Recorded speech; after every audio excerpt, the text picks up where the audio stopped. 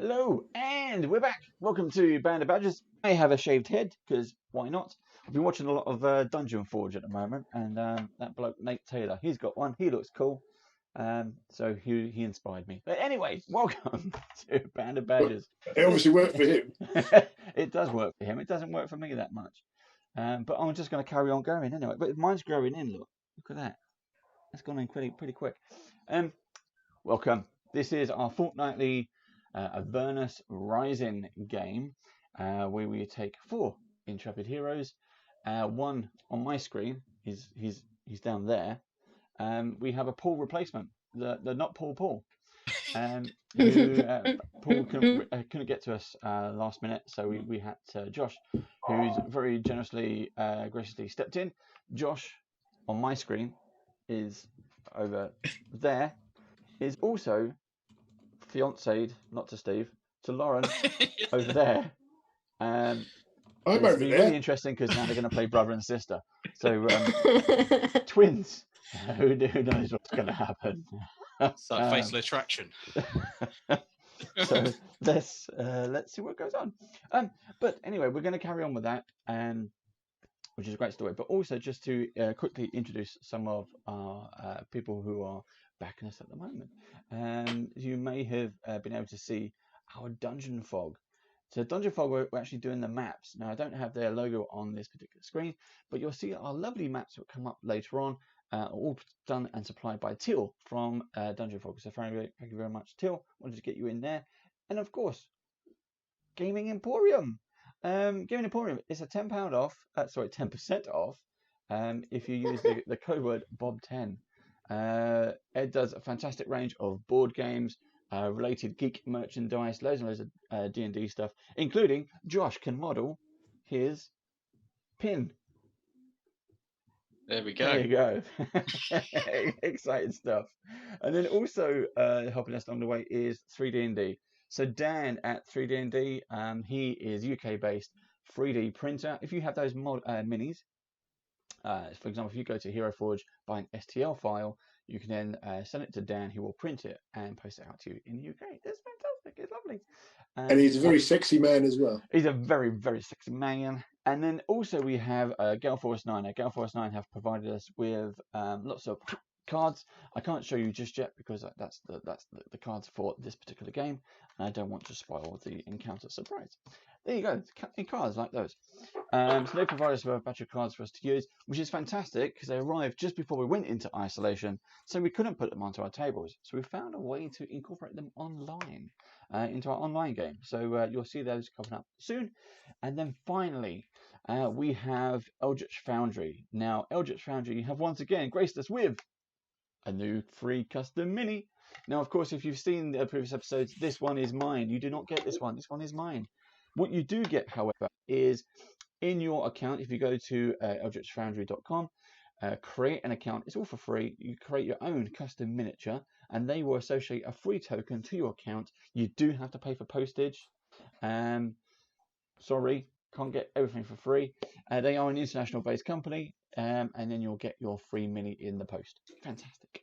And just in case you didn't know who they are, take a quick look at this. And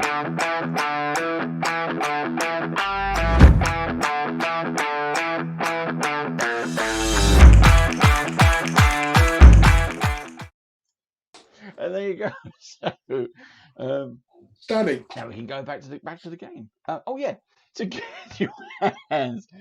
your hands on your own Eldritch custom Foundry mini, all you have to do is put in the comments below in YouTube is put the word. So Lauren, what is this session's word?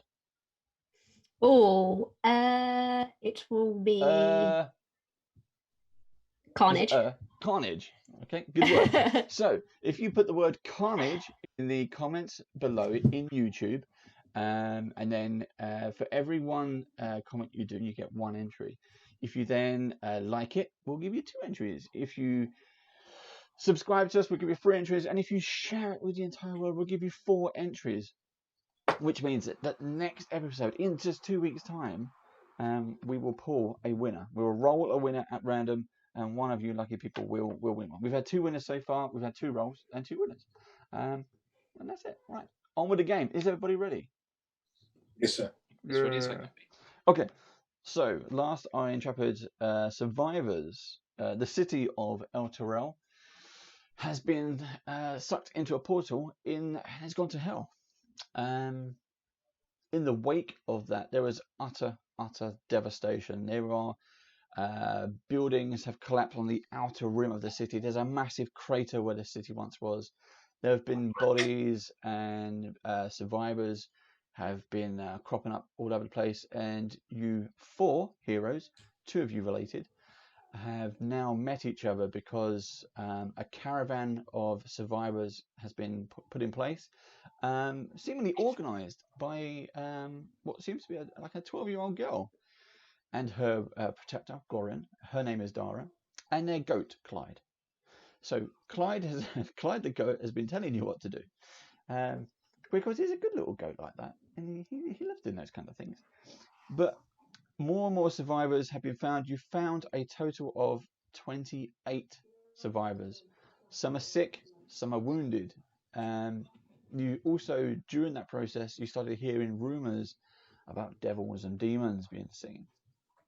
During your first 2 episodes, or the first 2 sessions, you also saw your first encounters with devils and demons.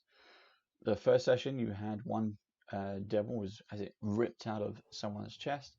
And then the second episode, you had to face a horde of small demons, but a horde nonetheless. And you coped admirably. Apart from Steve, who, to try to save someone, took too long. A burning beam fell on him, then lightning whipped him, just to make sure he was dead. In front of his widow. Yeah, he was dead. He was dead. Well, he is now. So we had that enjoyable moment. She's still with us, the widow. The widow, yes, is still with you. Her name is Vasha. So she might slit his throat in the middle of the night. So yeah, so you better be keeping an eye out for him. Depending on what you roll, yes, it could well happen. So, at the end of last session, you managed to. It was very late in the day by the time you got everyone back, and the last few survivors, which is Vasha Hall, and a couple of other people joined the group as well. You made camp. The Neville, who is also our Paladin Knight in Shining Armour, saw to some of the sick and wounded, along with Dara and a few of the other survivors. Know various first aid responders. You took times to take some watch, and we had a very kind of meaningful scene between Carnelian and Kin, which Carnelian can't remember right now because he's not here. We have Josh to stand in. So that'll be a good. It was so moving for him. It was a touching scene. So you need to bring your A game, Josh. Just be Carnelian the car. All right. West Country accent. All right then. No, West Country, not Pakistani. And then in the morning, you were up and off you went. Neville, with his trusty steed Binky, being a knight, has decided to lead the caravan. There are 6 caravans. Kin, you were in the middle, caravan 3, I believe. And Cornelian and Calamity were in the last caravan, caravan 6. Now, normally, for those of you who have played in my games over the years or watched these things on YouTube, when we do a big travel scene, we do it normally like an 80s montage. We say, yeah, the sun was shining, everything was fine. So for the first time, we are going to roll day by day encounters. We are going to see what happens during the day, and then we're going to see what happens in the evening. And then we're going to see if you can survive. Are you ready? Yes, sir. Yeah. nervous apprehension. Right.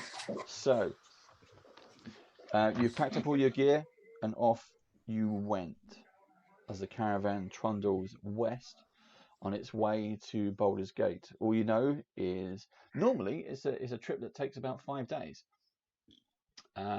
But as I mentioned, you still have some wounded, you have some sick, you have some old and some young, all in the caravan with you.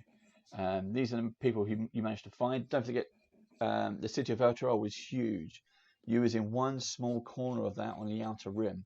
You was only able to get a few people from a couple of 100 yards away.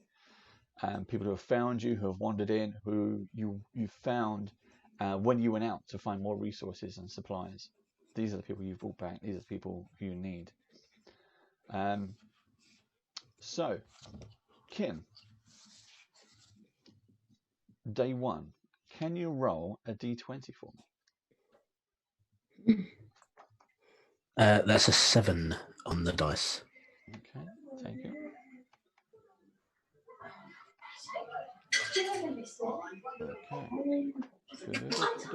Okay, so during that day, you're following the river west, and off you pop. Now, in the last caravan, Calamity and Cornelian, you're also joined by Billiam.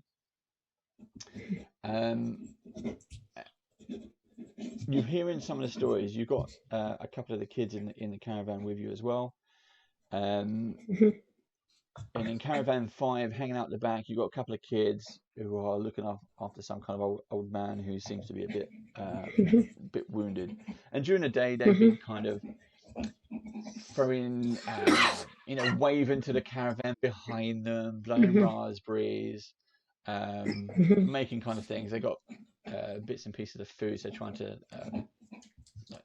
tease the horse with some apples and bits and pieces. The caravan 6, how's there a caravan behind them? They're in caravan. The kids in caravan 5 are looking at the back to caravan 6, where Calamity and Carnelian. So Carnelian was driving the wagon. Billiam is sitting next to your car, and then Calamity was kind of in the back. And you start to hear the children in the back start to tell you stories about they've been hearing rumors of devils.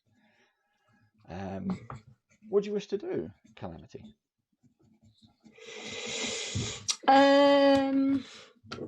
I would like to sort of listen more to what the children have to say, so maybe I start concentrating a bit more, kind of like really want to pick up on what they're talking about, see if I recognise anything they're saying. Okay, their stories go from probably something that they may have seen during the night or yesterday. The city disappeared yesterday. It's been a very, very long day. Everyone's been exhausted. You didn't really get much sleep.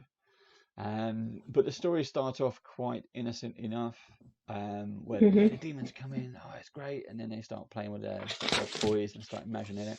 Then it gets quite dark, and they start to kind of scare themselves, to the point where, as you're listening to these stories, you're looking at the back of the caravan, and every now and then, in the far distance, you see something move.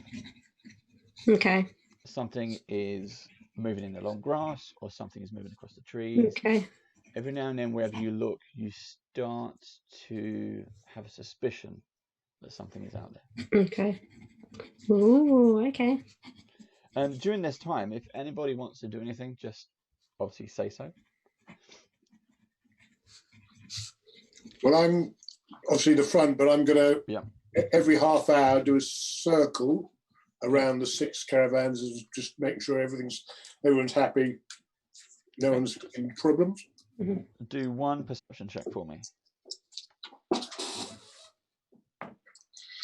18 plus whatever.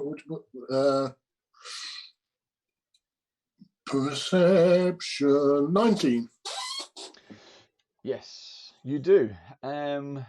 During sort of the late afternoon, you notice what seems to be 2 dark black shapes, very, very far away, dart into the sort of the long grass. They bob up and then they're gone. That's the only sign you see of them during your whole period of being in the caravan. How far away were they when I saw them? A long, long way. I mean, at least 800 feet. Right. But you didn't see them. Okay.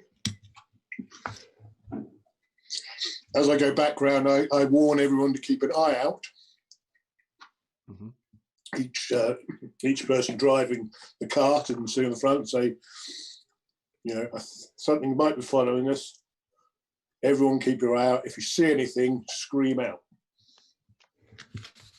Okay, okay.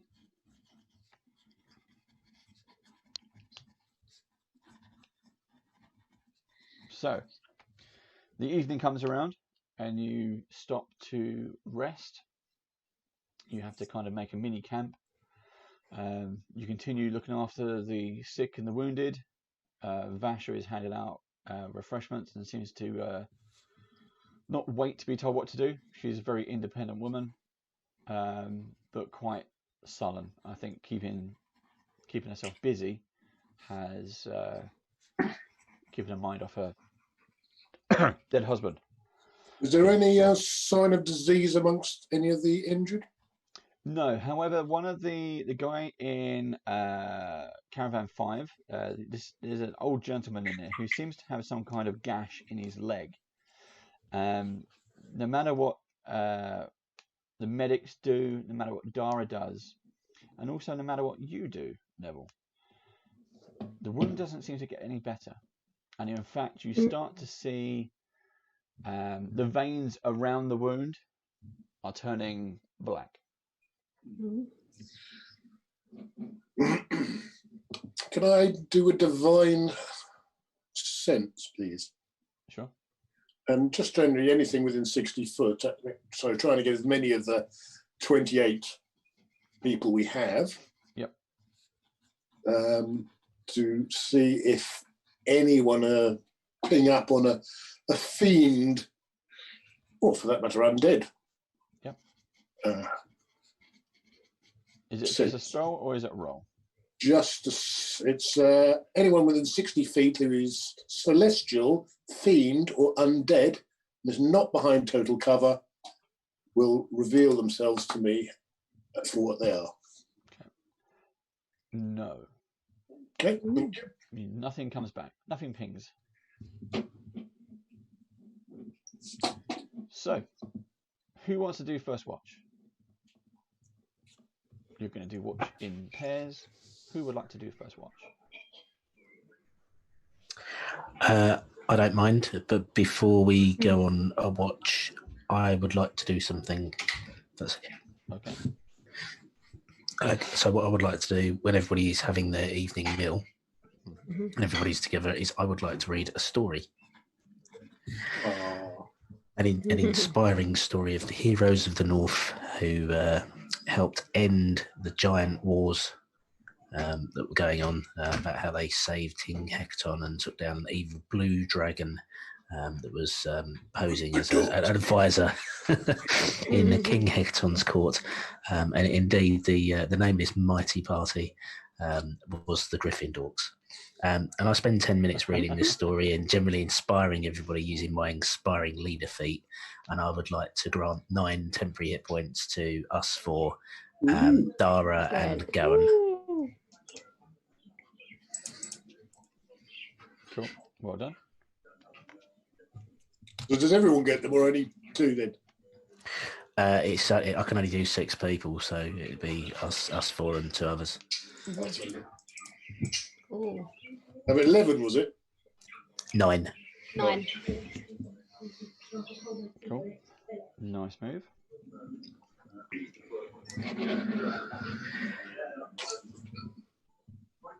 Okay. So yeah, I don't mind. I'll take first watch. Yeah, you're going to do it in pairs. You guys are the most able-bodied people. There are others in the party who could do it, but you 4 are probably the most handy with a weapon. So who's the best with weapons? So me and Kin, I imagine. Carnelian. Oh, Carnelian? Carnelian can use a crossbow and a short Oh, sword. okay. it's all right. So me and Calamity then, and then Carnelian Yeah. and Kin again. It's probably like we did the other day. Yeah, that's what I was thinking. Keep it the same. Nice and simple. Just stick to that route. So, Kin and Cornelia, you are up first. Yep. Let's stick with Kin. Kin, can you roll a d6 for me? 6. Okay. Cornelian, can you roll a d4 for me? Okie dokie. But if I could find it. There we go. Yeah. Microphone. 4. You're a bit quieter. Hang on. Sorry. That's better. You've got a 4. 4. Yeah. Okay.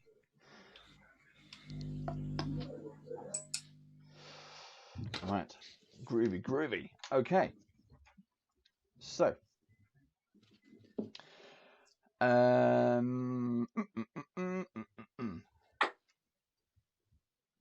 You'd actually, which one is? It'd be Cornelian actually. During the night, the first watch, it's almost around midnight actually, and from where the caravan has kind of come off the road, so what they're doing is following the river west. So they've got the river, then there's a kind of like a road, a well-travelled trade route road, and then grasslands, woods, forests over the 5 days of travel. What they've done is they've picked an area to stop.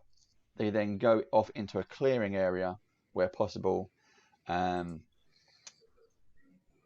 into like a circle so that they use the wagons as shields. Then they've got a food area and bits and pieces. Billiam always goes off on his own. They set up the watch. So you are kind of near the front, facing the road, with kin. And off to your left, not that far away, you start to hear some twigs snapping. Okay. I wave over to Kin and explain to him that I've just seen some movement, and ask him if he wants to come and investigate with me. Yep. I will cast Mage Armor before we do. Okay. So I'll go and investigate the rustling. How far away? What I want to try and do is stay within 120 feet of where Neville and Calamity are asleep, so we can hit them with a message spell if needed. Okay. That's between you guys. So, Car, you're not sure how far it is, but fairly close. It's not like it's going to be 100 yards away. It's much closer than 100 yards. But you heard it. You didn't see it. And it's off to your left. Okay. I look to where the sound is and wait for a few moments to see if the sound or movement appears where I heard it. Do a perception check. So it's a 10 plus 4, 14. Okay, yeah. So you kind of take a few steps in the direction. You being a ranger, you go down onto one knee. Hand is on the cool grass. It's a bit damp for the midnight. It's a nice moonlit sky, so the visibility is quite high. As soon as you do that, within a couple of seconds, yes, straight ahead, you see some movement bending through the kind of trees, dog-like form, and then off to your right, there's another one. And then your senses start clicking off. You feel like there's another one. Whatever they are, they seem to have circled you. Okay.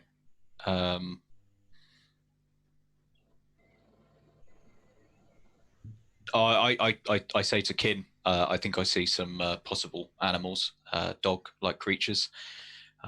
Shall we wake up the group? So you think that they have us circled? You think they might be intelligent? Yeah, I believe they might be kind of keeping us, or at least watching out for us. Okay. Wait here then, and I will cast a message at Neville, and then Calamity with the same message, and it will be Wake up. We are surrounded by animal creatures. You may reply to this message. You may reply to this message. You may reply to this message. Where are you? Yeah, we need to get there quite quickly. What side are you? Okay, so I explained we're out the roadside, and we're just slightly to the left, within 60 feet or 60 yards, I think you said, of camp. Right. Do we want to go to an unprotected bit to make sure there's no dogs around there? Right. So we are going to roll initiative there. All right. Okay. What?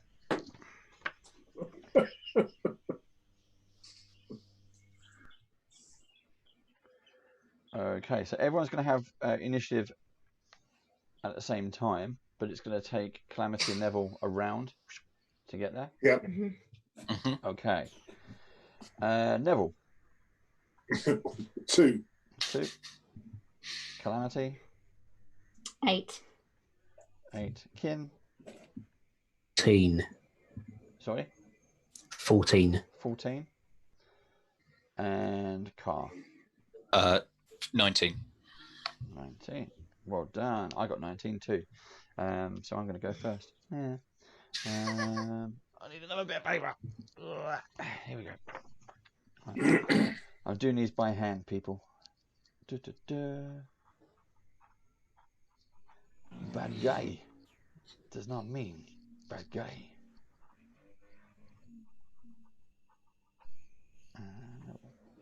Okay. So next round, Calamity and Neville can get there if they can find you. Or something might find us. Exactly. Oh, good grief. Right. So out Car.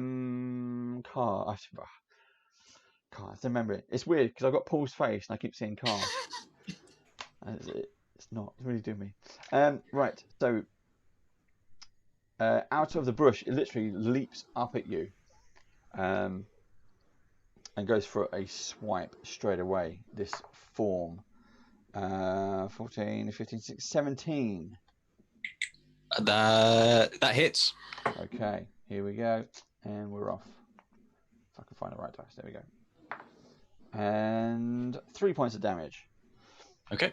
This dog-like form latches on. It kind of grabs hold of your shoulders and latches on and takes a really, really deep bite. The smell of this thing, it's slick with blood or slime or goo. The stench is awful as it fill your nose as it bites down. But you realise that it's not just grabbing you up here, it's also grabbing you around your waist, and it's on its hind legs at the same time. So that whatever this thing is, it's got 2 sets of arms, these giant teeth, and it's on hind legs. Okay. Sounds gooey. One, and then Kin, one jumps out at your left. I've got 18, 19, 20, 21. Yep, that is. And same thing. 5, 6 points of damage. This one latches onto almost your back and goes for your shoulder as well. Okay.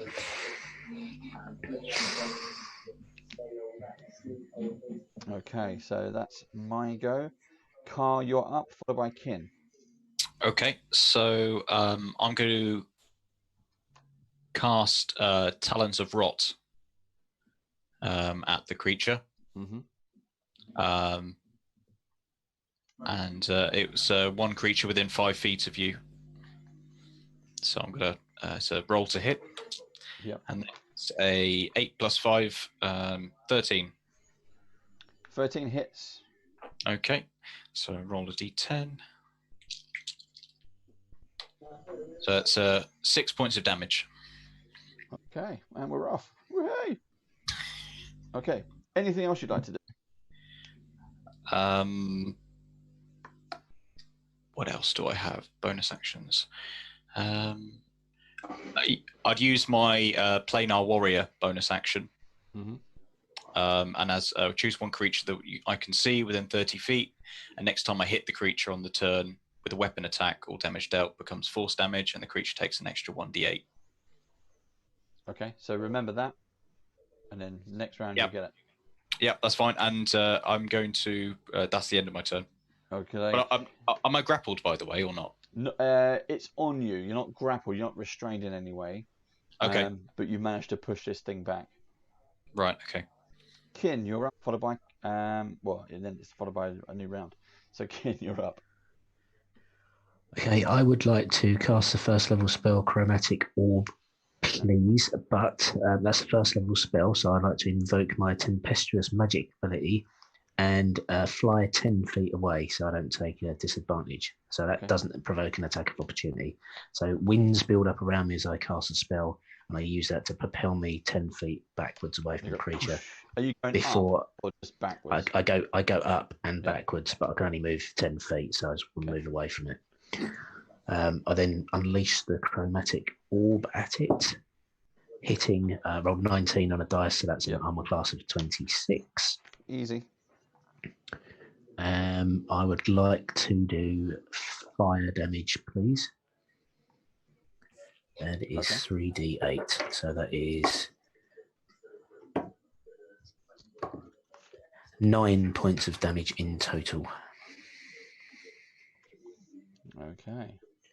I would then like to move my 35 feet speed back towards the camp. Yep. Okay, so you hit it with your the fire, but it seems to kind of sizzle. Wasn't quite the effect you was hoping for on the target, and then you move that away. Boom. Okay. It doesn't appear to be on fire though, does it?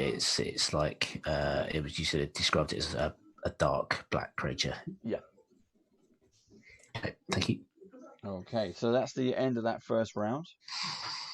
Next round, bad guys again. So this one attacking you, Carl, goes for another bite. Natural one, just jumps up at you and misses. Okay. But now it's behind you, so you need to spin round. The other ones that attacked you, Steve, got a 12. It's nowhere near me. I'm 45 feet away. Yeah, so it's just no wonder it missed. It's bounding off, but it has no. It's going to take a while to get there. Even if it's coming towards me, though, isn't it? Yeah, it's got you as a target.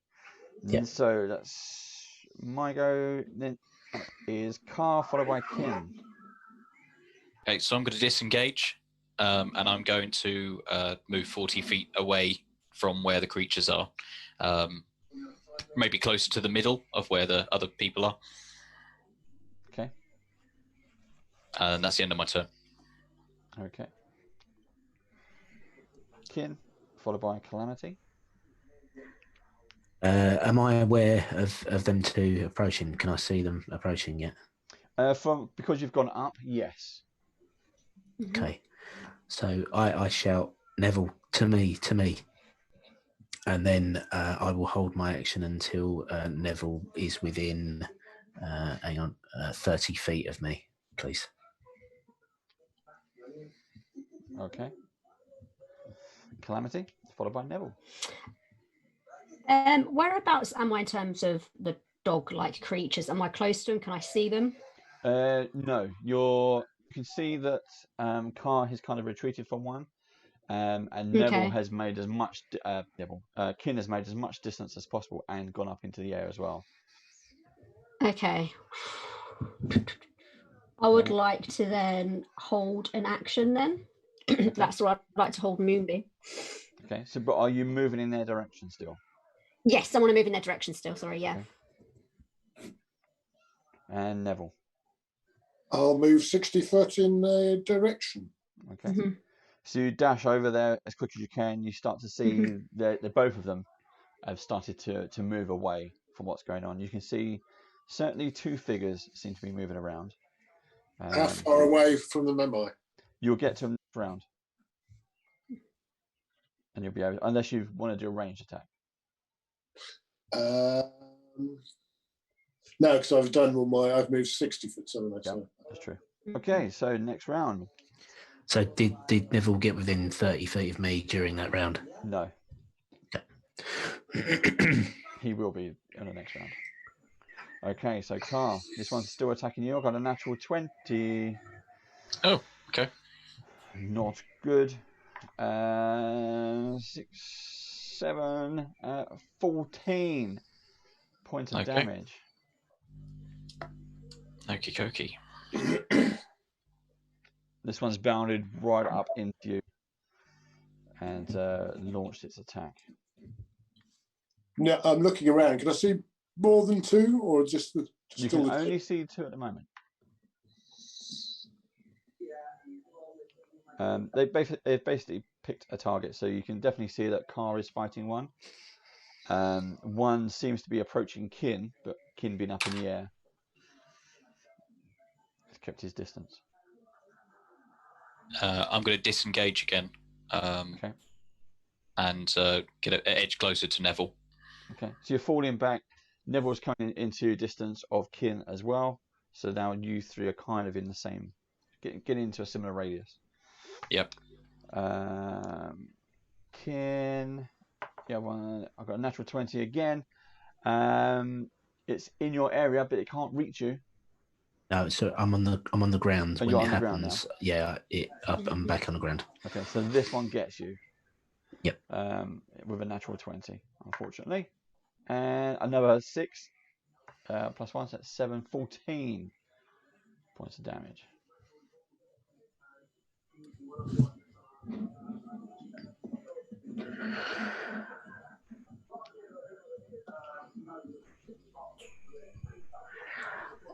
Okie dokie. So how far away is Neville? Neville's going to save the day any second. I need him to be within 30 feet of me, so is that within my move range for this round? Not while you're being attacked. So you're not being grappled, but this beast is on you.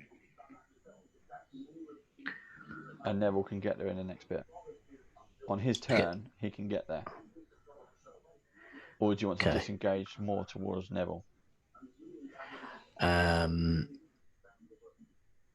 No, I'll wait for him to arrive. Okay.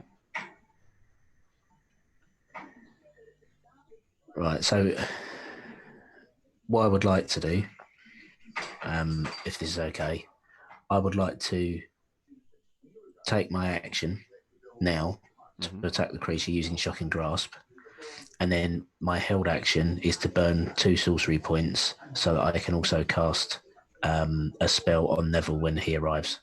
Is that okay? You can allow that? Yeah, that's fine. Go for it. Thank you. Right, so Shocking Grasp attack on the one that bit me. Yeah. That's unfortunately only a 10. So is that a miss? It is a miss. Okay, so and then I'll burn my 2 sorcery points and hold my spell for Neville to arrive. Okay. So that was the bad guy's go plus Kin's. So Carr, your go. Okay. Yeah, I'm disengaging and edging towards Neville. So I think I said that earlier, but I think I did that prematurely. No, that's fine. Calamity, then Neville. How far away am I from everyone in terms of like the dogs and the other people? You're only about 50 foot now. Okay, can I see the dogs, or is my vision obscured? You can see 2, what appear to be 2 figures, dog-like figures. Okay. Could I then release Moonbeam on one of those dog-like figures, which is a con saving throw 13, and can I bonus action Healing Word on Carr, please? Okay, so con saving throw. I got a natural 1. Yes, right. So that's 2d10s. So that is. I've had 2 natural 20s and 2 natural 1s. That's horrible. I got so that's 11 points of damage. Which one would you like to go for? The one attacking your twin, or the one attacking Kin? And which one's sort of more ferocious and done the most damage? Not that it really matters, but it doesn't matter. Yeah. Both. I say one attacking my twin. Okay, and how much damage was that? 11. Okay. And I'd like to do obviously bonus action Healing Word on my twin, which is 1d4 plus 3. Oh, that's 7 hit points back, I think. Yes, that's 4 + 3. Yes, so I think I'm back up to my standard normal amount of hit points now.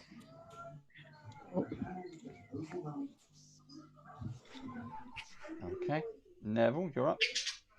So how far am I from kin, and how far am I from the dogs? You're within 50 foot of everything. Everything is moving around. So, what do you want to do? So I couldn't. So my 30 foot wouldn't actually. It would take me within 30 foot of kin. Yes. Right. I'm going to move 30 foot to within 20 feet of kin, and release his action. Okay, so as he moves within 30 feet, I complete the spell, and you all witness Big Nev appear on the battlefield. Neville has now been enlarged. This is Big Nev. What does that do? It gives you an extra D4 damage. You're treated as a large creature. Longer reach. No, it doesn't say that, actually. Your target size doubles, all dimensions its weight multiplied by 8. The growth increases its size by 1 category from medium to large. Till spell ends, target also has advantage on strength checks and strength saving throws. Target weapon also grows to match its new size. While these weapons are enlarged, the target's attacks with them deal an extra 1d4 damage. Okay. And with my action, I'm going to detect. What was it? Yes, I'm going to once more do a divine sense on these creatures to find out whether they're celestial, fiend, undead, or just beast. Okay, go for it. And they are fiend. They are fiend. Okay. So I let people know these are fiends. Okay. I assume that my training hasn't given me any indication of what they are. No. Okay.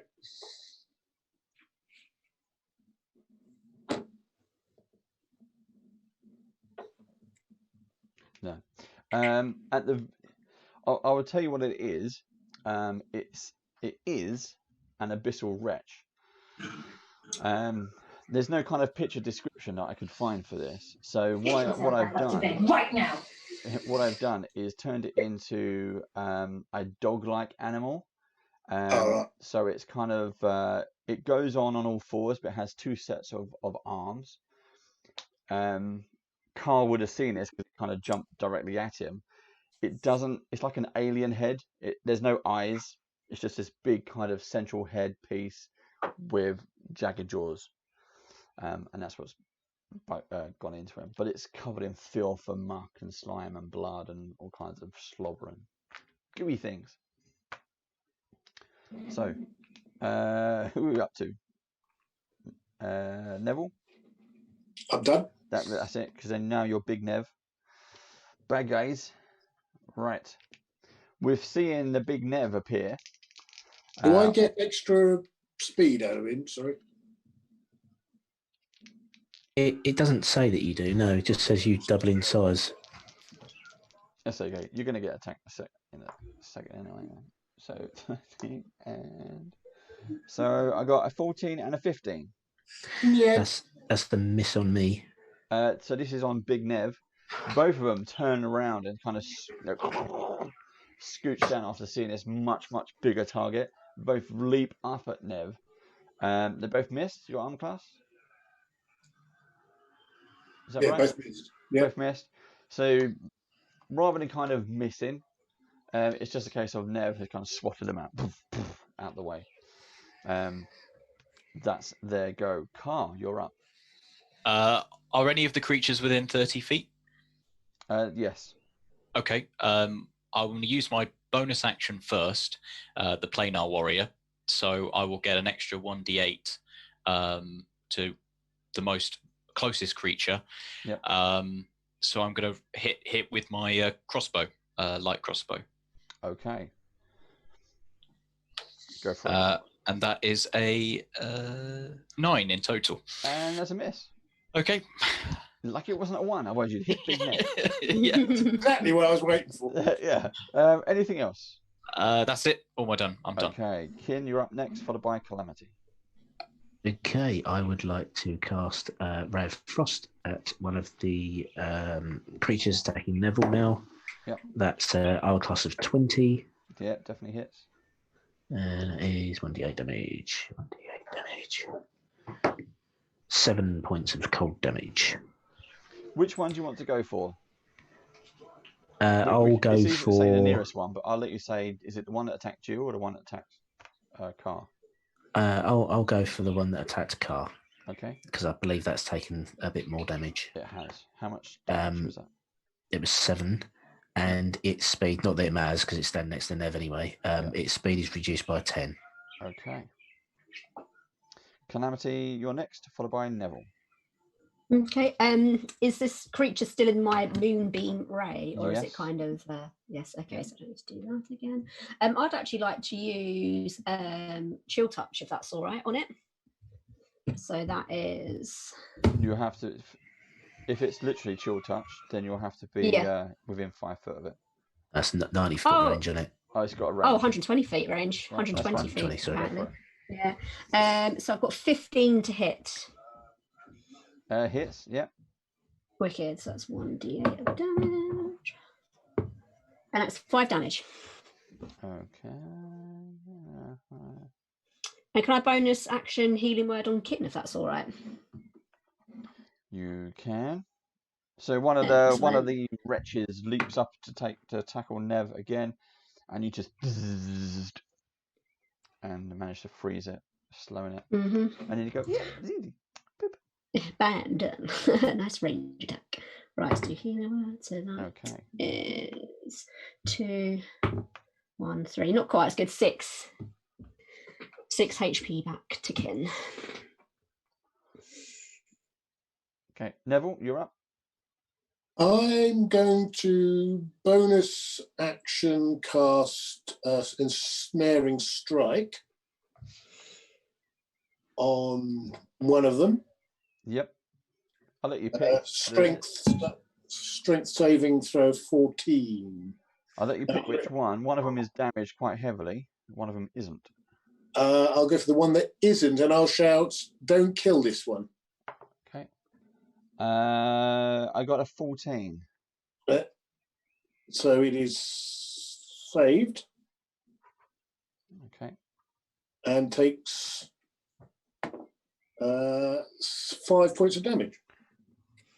Okay. Oh no, it doesn't actually, because it was on the stairs. So no, I'll take it back. Oh.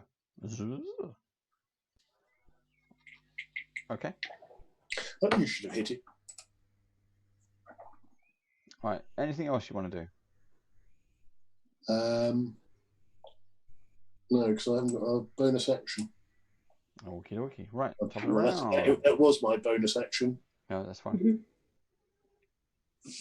Bad guys. Okay, so they're both going to attack Big Nev. I got a 7 and a 10. Both miss. Yep. Okay, again, they leap up at you and you're kind of just swatting them. Does one of them need to do a con saving throw 13 if it's still in my moonbeam? Yeah, you can do that. Boom. Wicked. I got an 8. Right, so I'll go with this one. So that's 2d10 of damage again. Go for it. That's 1 and 4, so not as good, but something. How much damage? 4 damage. Oh, well done. So with the last bit of moonbeam, you start to see it intensifies, and you start to see the flakes of skin peel off as if it's burning, but it's not. And it stops moving to falls down in a hump.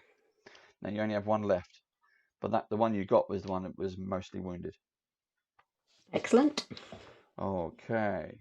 Where are we? Better. Car, followed by Kin. So I'm going to go up close to the creature. I mean, is it climbing on top of Big Nev, or is it within just Big Nev? It's stalking him and trying to jump up and bite him. If you've ever seen a dog attack someone. That's what it's doing. Okay, so I'm going to attempt to non-lethal attack with my short sword, but obviously I had my crossbow out before, so I'm guessing I will probably have to wait until next turn to use it, my short sword. If you want, you just drop your crossbow. Okay, yeah. Use your sword. So I drop the crossbow, whip out the short sword, and attempt to attack it. But you said non-lethal? Yeah, non-lethal. Okay. So that's a 10 plus 6, so 16. Hits. Okay, so it's a non-lethal d6 damage, plus 4. So that is 5 points of non-lethal. Okay, so basically you unscabbard your short sword and then flip it. Holding it by the blade, you go bonk. Yeah, bonk it with 5 points of damage. That's fine. It turns around. Okay. Kin, you're up, followed by Calamity. So, non-lethal then. My speciality. I shall attempt to do a non-lethal attack with my dagger. I'm 20 feet away, so it'll be a ranged attack. Oh dear. Aim with the blunt end. My beer assistant has rolled a 5, so that is 10 in total. That's a miss. Yeah. Okay. New beer assistant required. Yes. Yeah, he's definitely sacked. Calamity, followed by Neville. I'd like to sort of drop Moonbeam now. And can I cast Entangle on this dog that's still kind of running around? Okay, so that's a strength saving throw of 13. I got -1. I got 10. Oh, nice. It's restrained. So you see the vines and rivel up around it. And it is restrained. Hopefully. For now, we will put combat on hold. What would you like to do? Well, I'll put my sword to its throat and say in Abyssal, do we speak? We do speak Abyssal, don't we? Strangely enough. We all chose Infernal, sorry, yeah, Infernal. Yeah. And Infernal, say, do you understand me?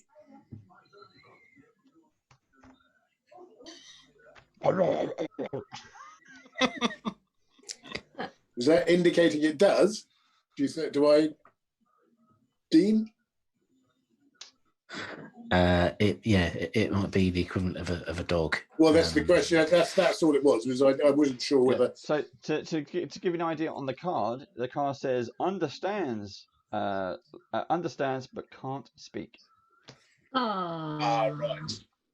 In that case, I just chop its head. Can it sign? No, once for yes. Once for yes and twice for no. Means yes. I chop its head off.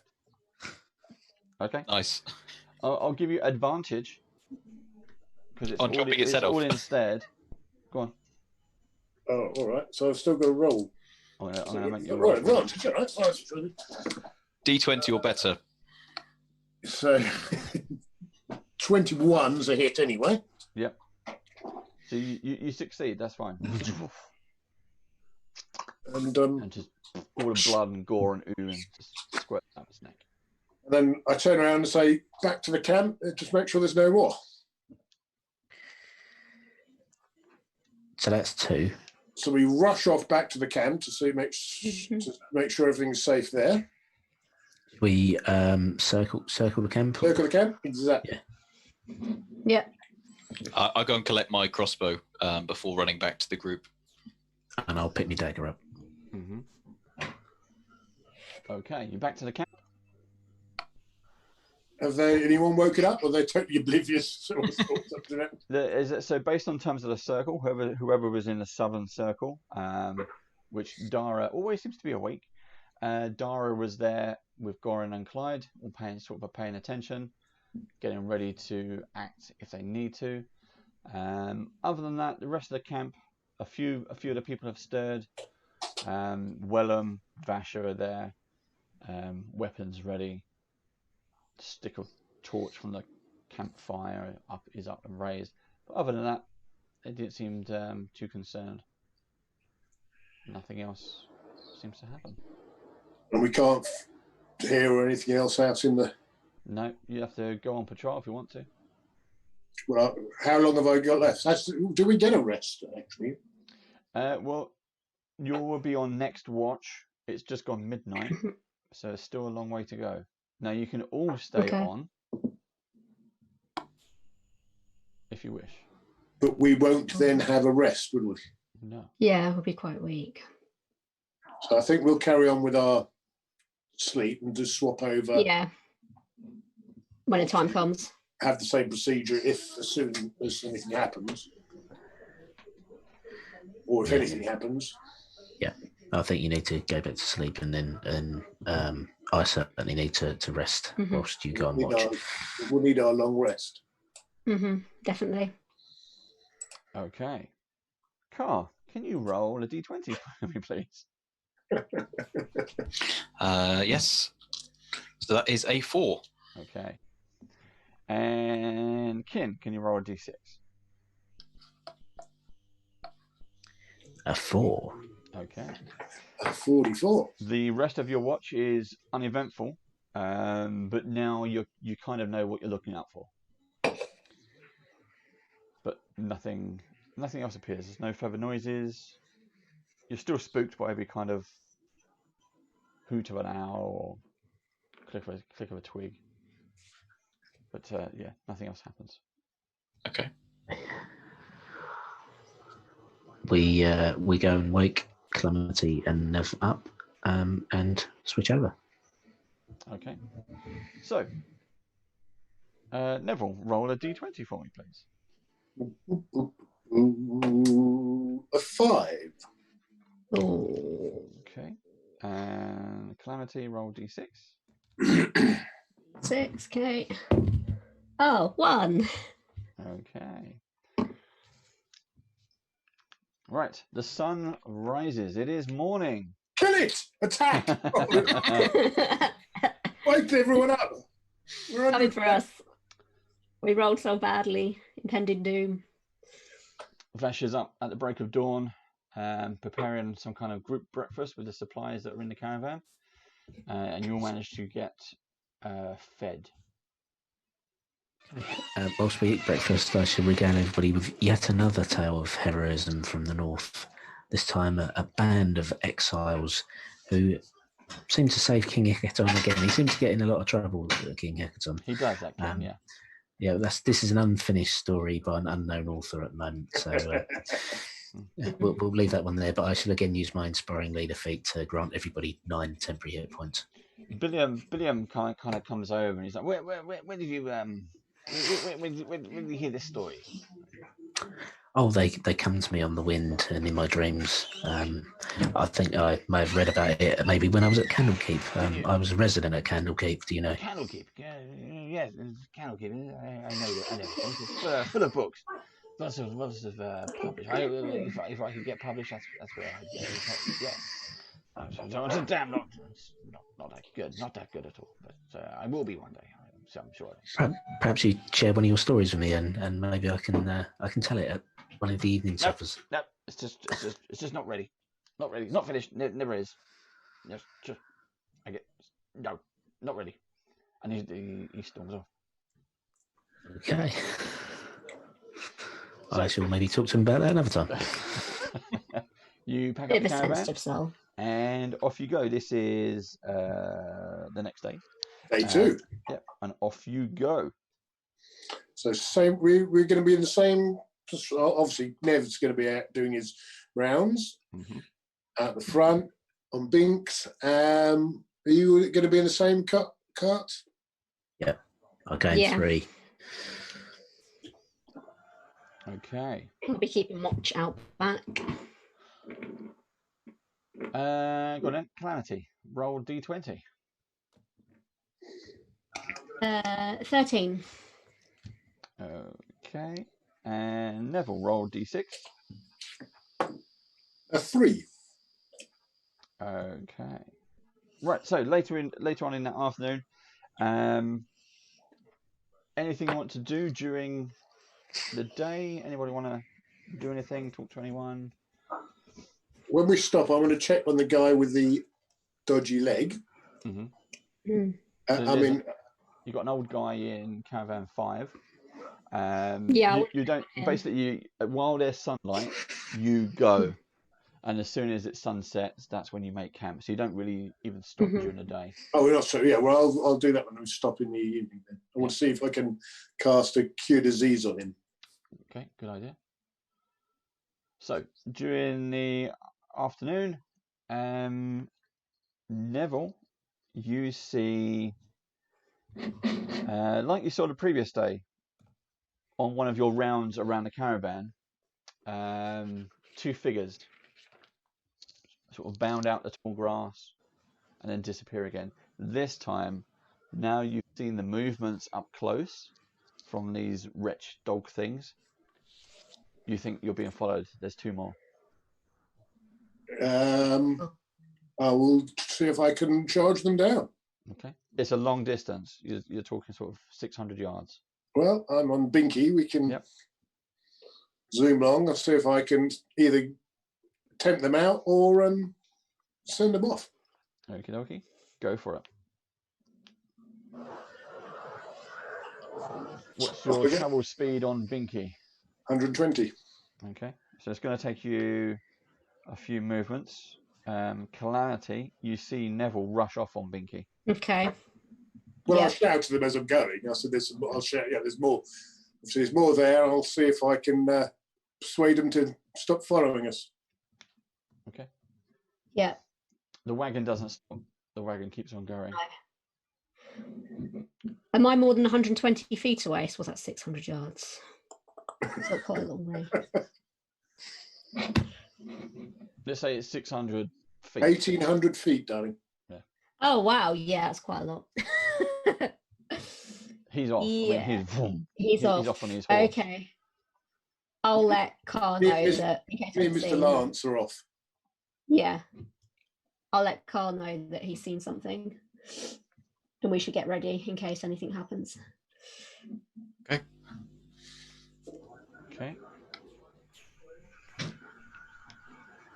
Next round, we'll kind of do it in rounds. Next round, Neville, you're going to carry on charging off? Carry on. Keep an eye out. Yep. Obviously, make sure that there's still just the 2 of them and they're not trying to outflank me, but obviously they're not really intelligent. No, exactly. So you're charging directly for them. They disappear back into the long grass and then they pop up again. So wherever they are, you've timed it now. You know exactly where they're going to appear. That's okay. Anybody else want to do anything? Just keep an eye out, really. So both sides of both sides of the road. Keep an eye out. Okay, can you do a perception check for me? Yep. 8. Okay. No, you don't see anything. Either side. I'll aim down the sight of my crossbow, just to kind of, looking around with my crossbow. Well, you're driving. Oh, okay, fine. I won't be looking around with my crossbow. You can hand it over to Calamity. You can hand it over to Billiam. What do you want to do?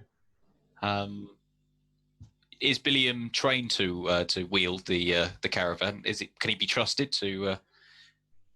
Can I do an insight check on whether he could be trusted with the? Billiam, when you found him, it is just he calls himself a poet.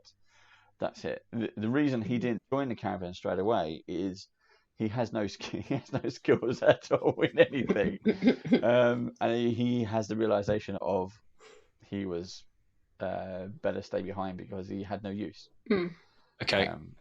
So I'll give Billiam the ropes and say just follow the caravans in front. Okay. And I'll ready my crossbow and just aim out, readying if I see anything come near. Okay. Can you do a perception check for me, please? Yep. So it's a nat 20. Well done. Plus, so 24.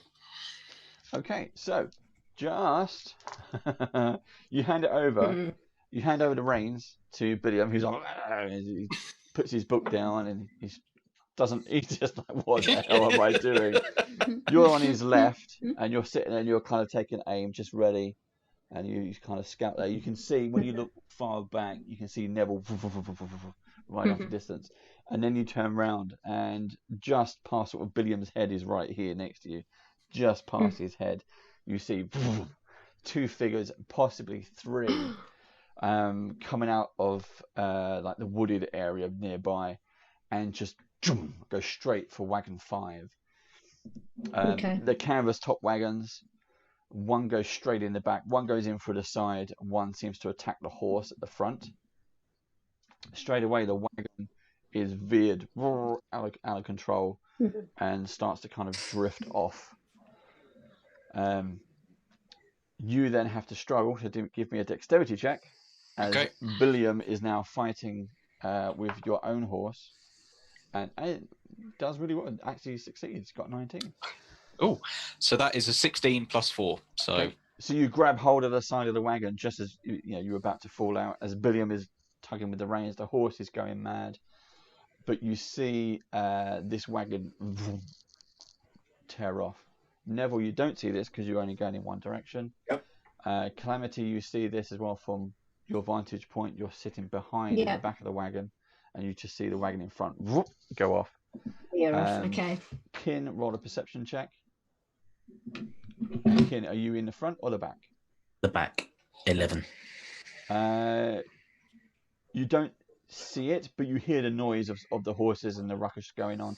You turn around and realise Caravan 5 is not there, but you can see Billiam fighting with the horse and the reins, and Card frantically trying to stay inside the wagon on top of the seat.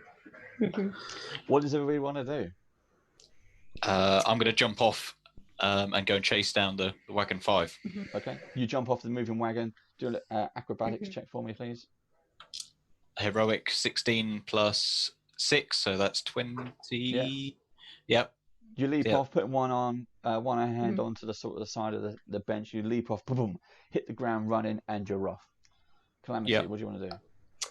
I'd like to kind of take control of the horseback of Bullion, so I can control our own wagon better if it gets a bit crazy. Okay, so from the back, you leap over into the seat, you grab the reins, you push him off out the way. Do a strength check, please. Oh, that's 14 plus... Oh, 14. That's fine, it's enough. So you grab the reins, boom. You manage to control the horse to a point where it stops trying to escape, get it back under control, and then you slow it down to a trot. Kin.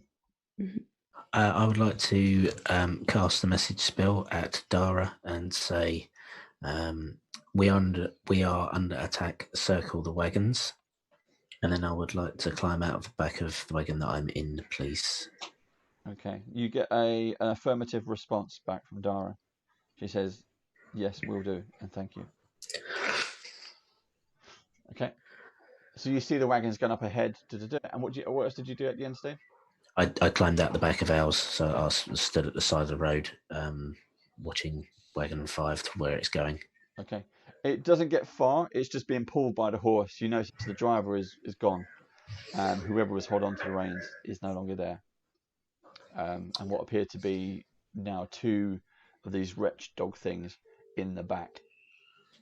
And you can see the whole wagon is backwards and forwards on its...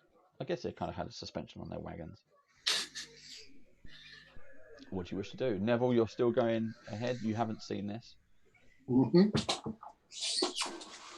Carry on going.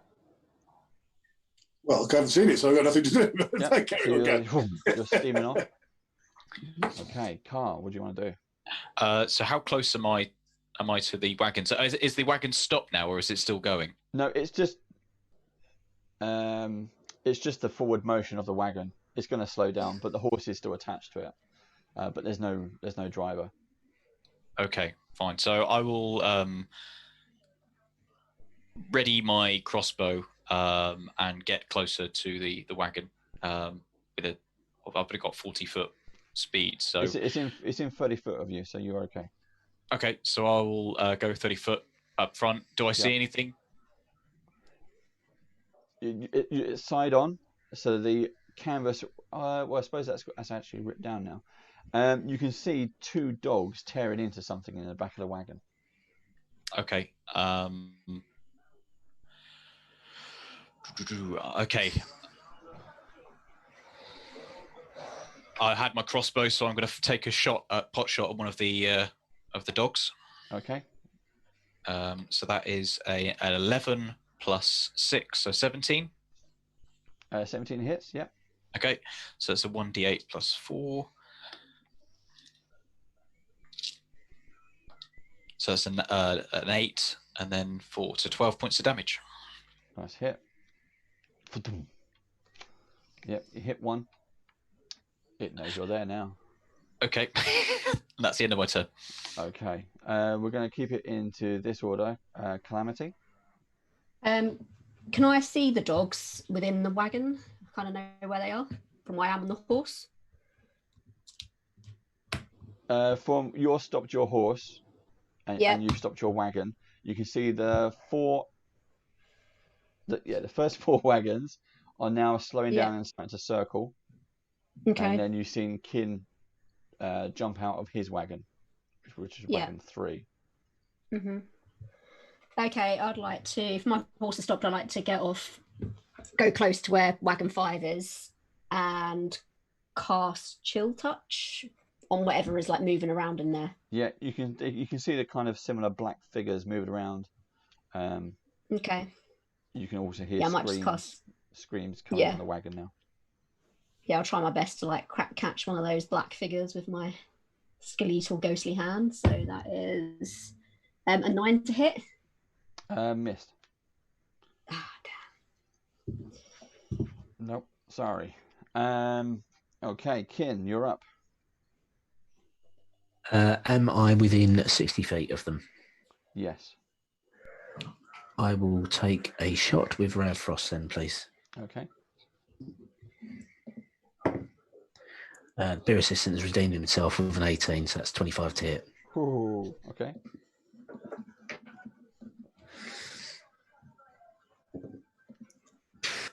Dude, you're getting the sack, mate. That's 1 damage. Oh. Oh, such a shame. Okay. And Neville, you will get there next round. Okay, well, because obviously Binky's doing the charging, so I will cast a Divine Favour. Yeah. As I am charging down. Okay. What does that do? That gives me extra 1d4 radiant damage per attack. Cool. Very good. Okay. Next round, you see the dogs, even though, Carl, you've managed to wound one of them, it's still intent or in tearing apart whatever it is in the back of that wagon. Then you notice coming around the side, so where the horse is still attached to the wagon, you see another dog. This is the 3rd dog that you saw jump up and sinks its teeth into the horse. I will do a strength check. Frantically pulling the horse down into the ground, and the horse panics and kicks and everything, tries to escape, but it's mercilessly just gnawing away at its neck. So, Carl, what would you like to do? 2 in the wagon, 1 on the horse. Okay, well, I'm going to take a pot shot at the one that's gnawing on the horse. Yep. With my crossbow, and that's a 5 plus 6, so 9 points. 9 to hit. Missed. Sorry, it's 11. Sorry. 11 hits. 11 hits. Okay, cool, brilliant. Okay, so that's a 1d8. I forgot to add the 6 properly. So that's 8 plus 4, so 12 points of damage on the one biting on the horse. Nice. Good hit. Okay. Cal, you're up, followed by Kin. Okay, I'm going to keep my distance, so stay where I am and try and sort of, kill off the one that's attacking the horse again. So I'd like to do Chill Touch again. Yep. And that is 9 plus 5, which is 14. This is the one that's attacking a horse. Yes, the one that's attacking horse. So that's a D8. 7 points of damage. Okay. Good hit. Well done. We're on a roll now. Kin. How far away is Neville? Like 340 yards, wasn't he? Yeah.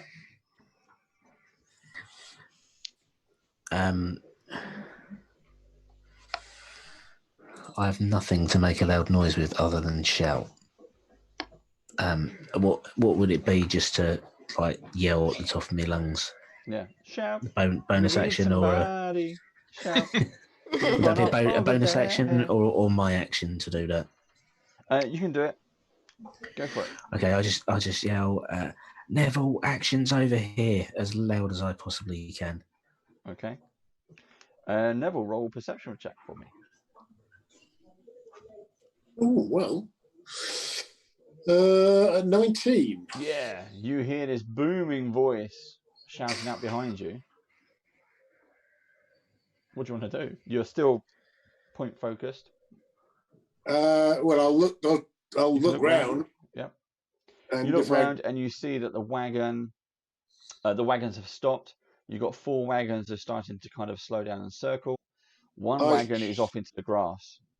And I say in a very unholy tone, which I'm ashamed on, drat, they appear to have fooled us. And I haul around on Binky and I head on back. Pull sharply on the reins, get him out of his attack run and head back. Okay. And I shout back to the 2 in the woods, I'll be back in a while. They went, okay. Right. I'll let you get there in 3 rounds. Okay. Okay. So, Carl, your go. Okay. They're not making a move against you, so. All right. Okay. I'm going to take another pot shot at the horse. Not the horse, but the one that's biting the horse. Yep. And not unless you get a 1. So that's a 10 plus 6, 16. Yep. Go for it. Okay. So 4 plus 4, 8 points of damage. Yep. Is that still with your crossbow? Yeah. Another pot shot with the crossbow. It's another good hit. Boom. Falls in solidly. I think you've interrupted the eating. It's paying you attention now. Right. But it's a good hit. Still moving. Okay. Cal. I'm gonna. Well, my chill touch hand is already still on the dog. So does that mean do I have another action, or does it just take damage to hit again? It's almost like Moonbeam, where it kind of stays on it. So I'm not sure if I can do an extra thing. Chill touch. I thought it was a 1 action attack. Yeah, I thought it was a cantrip. Yeah. Yeah, it's a cantrip, but it says like the hand sort of stays on it, so I'm not sure. I can just do it again then if that's all right. Just do it again. So, easier, yeah. Yeah, so I'll just cast a skeletal hand technically strangle the life out of this horrible dog thing that's chewing on the poor horse. Yeah. So that's 15 plus 5, so that's 20 to hit. Yeah. And it's 8 damage. Oh. Yep. And that one goes down. Well done. Yeah. My ghostly hand doing my bidding. I'm going to rush all the way back and you'll have killed the bastard thing. Then I have to rush from a distance. Back to the other ones again. Crazy little hand. And Kin, you'll go. I will cast Red Frost again then, please. There's 2 in the back of the cart still, is that correct? Back. 1 is already wounded. You can attack that one, or you can attack the fresh one. I'll attack the one that I hit last time. Okay. Please. That's a 10. It's a miss. Sorry. Anything else you want to do? Put up a wanted ad. Wanted. Better dice roller. Dice roller and be a servant. No, I won't do anything else. I might circle round. Yeah, I will. I'll move round, keeping the same radius distance away from them, but I'll move towards where Cal and Car are, please. Okay. So I'm within sort of get within 30 feet. I'll repeat that each round until I'm within 30 feet of them. Okay. It won't take 2 rounds. You'll be there. Okay. That's fine. Right, Neville, you're racing back. Mm-hmm. And Carl, back to you. Okay. Another pot shot, the one that I previously hit before. Yep. So that's a 14 plus 6, 20, unnatural. Yep. And a 5 plus 4, so that's 9 points of damage. Yep, that's another nice shot. Okay. And that's it. Like this one with the horse, now you've done enough damage, you're interrupting its dinner. And again, seems to, even though it's got no eyes, you just see this thing, it's just blood and gore gushing down its face. It just looks in your direction, you know it's looking at you. Okay, Cal, followed by Kin. I'm going to cast my ghostly touch on the dog that's just been attacked by my brother. Mm-hmm. And can I also, if possible, bonus action healing word on the horse so it doesn't die? I'm afraid it might be too late for the horse. Oh, that's a shame. Okay, I'll just do chill touch on the old dog. So that's 11 plus 5, so that's 16 to hit. Yep. And 7 damage. That's cool. And that one goes down. Wow. Nice. That's lucky rolls. Okay, so anyway, all natural ones will be coming out soon. You've now got the one unharmed dog in the back of the wagon. Kind of looks up and sees you and bounds out and across. Another natural 20. I do like these dice. And it's gone for Car. Where's my dice? D8. I've lost my, there it is. And that's a full 8 points of damage as it bounds across and leaps up into you. Boom. Biting into your side this time. Okay. It gets you. Who's next? Kin? I'll take a shot at that one then, please. Yep. Yep, with Rare Frost. Go for it. That's 10, 17 to hit. Okay. Yep, hits. And so I launch Rare Frost, and it does 5 points of damage, please. Okay. Yep. Nev, you're still steaming. You're much closer. Next round, you're going to get there. You can see everything that's been going on now. This a scene of carnage. I'm not happy. I could have killed my 2. I can still go back. You can still go back. Back to the top of the round. Car. I'm going to drop one on you now. I'm going to drop the crossbow to my side and wield my short sword. Yep. And can I use my bonus action, or would that kind of like get rid of my bonus action? The fact that I've dropped my crossbow. No, I'll let you have it. Okay, so I'm going to use my planar warrior bonus action. Yep. So if I hit with my short sword, okay, I will get 1d8 force damage. Go for it. So that's an 18 plus 6. So 1d6 and then a 1d8. So that's an 8 and a 6. Oh, actually, sorry. The d8 is plus 4, so that's 12, and then plus, so that's 16 points of damage. Okay, that's good hit. So the sword sinks deep, and then this force damage that comes out of it just pushes it further back into the ground. Like,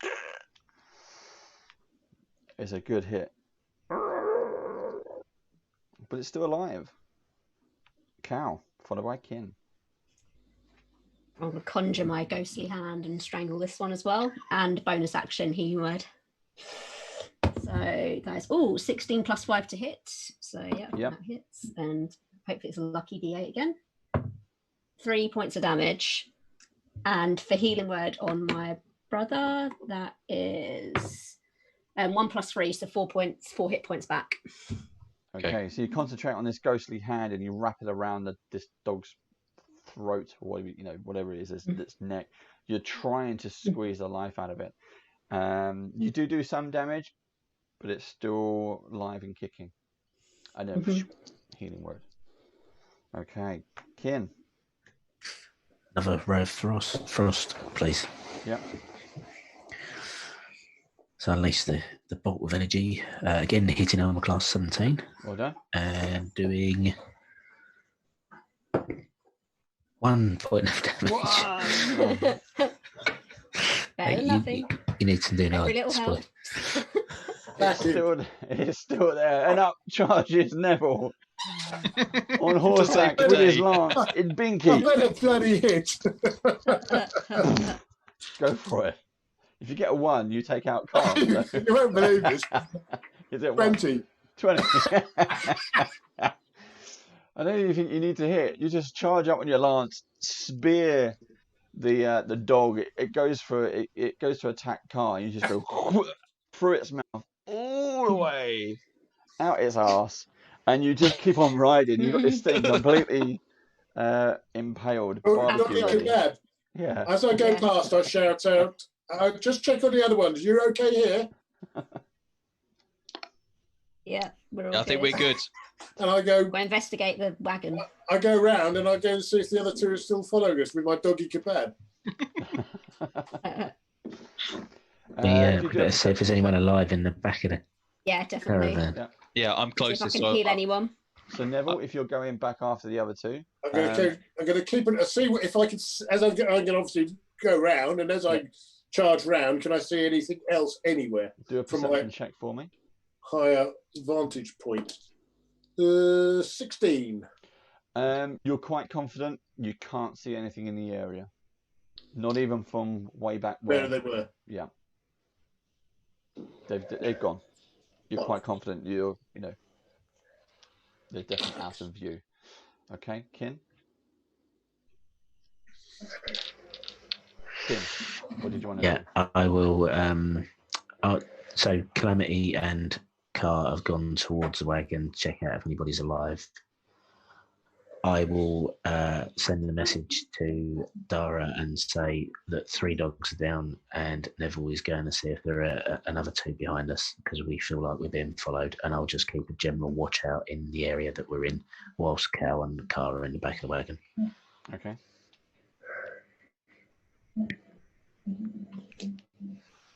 Anybody else want to do anything? I'm going to check for any possible survivors or the state of play. Yep. Yeah, I'm going to see if anyone needs healing, potentially. So you I can cast Healing Word on them. You both reach the wagon at the same time. Kin, you're hanging back. Is that right? So one of you approaches from the back. Let's say Cal, you approach from the back of what used to be the back of the wagon. Car, you've gone up to the side. You can, even before you get there, there's no noise coming from the wagon. You can see from both sides there are not drips of blood, but like the taps running. Pools of blood, yeah. Pools of blood is coming out. And as you both kind of step up, Cal, as you kind of step up from the back, you see what was the old man has been ripped apart. There's not much of him left. And Car, as you come up over the side of the lip of the wagon, the man is kind of below you. But even before you see him, sadly, you see 2 of the children, which would have been under a blanket. One of the children's eyes is open and staring directly at you, but they're dead. Oh, that's karma for you. I'm a bit curious about what was wrong with this old man before, and kind of like how he died. I would like to cast Gentle Repose on him so he can't become undead. Okay. So yeah, just in case he raises from the dead. Yeah. Okay. So I'll send a message to Cal and Car to find out what's going on. Okay. You can reply to this message. Can we reply to this message? Are you sending it to Car or Cal? Oh. Both of us. Oh, okay. I'll say that the old man and the 2 children are dead. Okay. Is this the guy that had the bad leg? Yeah. Was there any 3? Well, there must have been. Who was driving it? Yeah. Where's the driver? I'll check for the driver in the nearby area. Okay. Sorry, you see drag marks and lots of blood, but you don't find a body. Oh. I'll signal over to Cal, my sister, and beckon her over to kind of investigate the trail. I'll head over that way as well. Yeah. So I just walk over and see what's what. Yeah, I'll signal over to Kin and just point towards the drag marks. Do you think this is a direction where the one that attacked the horse afterwards came from? So is it a case of the one that sort of attacked the wagon initially, took the driver off into the long grass, then the two jumped in the back, and then after he'd dealt with the driver, he went back for the horse? Seems that way. Is that a possibility? Makes sense, yeah. I think it seems like that. Does the blood go anywhere else? Is there a trail or anything that you could find? I'll look for some blood or another trail. Yeah, do the investigation check for me, please. Not very good. I'm circling doing a wide circle around the caravans, checking all around me. A 6 for me on the investigation check. No. What? So, Carl, you don't see or find any other indication or blood or track or anything that you can see. Maybe it's just because this grass is too long. But you don't see any clear identifiers. Okay. I'll message Dara and ask what the driver's name was. If she knows, you may reply to this message. Yes, so the name is...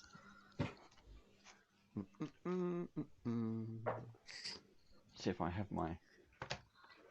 Do I? Don't I? No, I don't. Random name generator here. Bill, he's just this guy, Bill. There you go. There was Bill and there was Ted. They did have an excellent adventure, but unfortunately... Now that adventure is over. They're gone, yeah.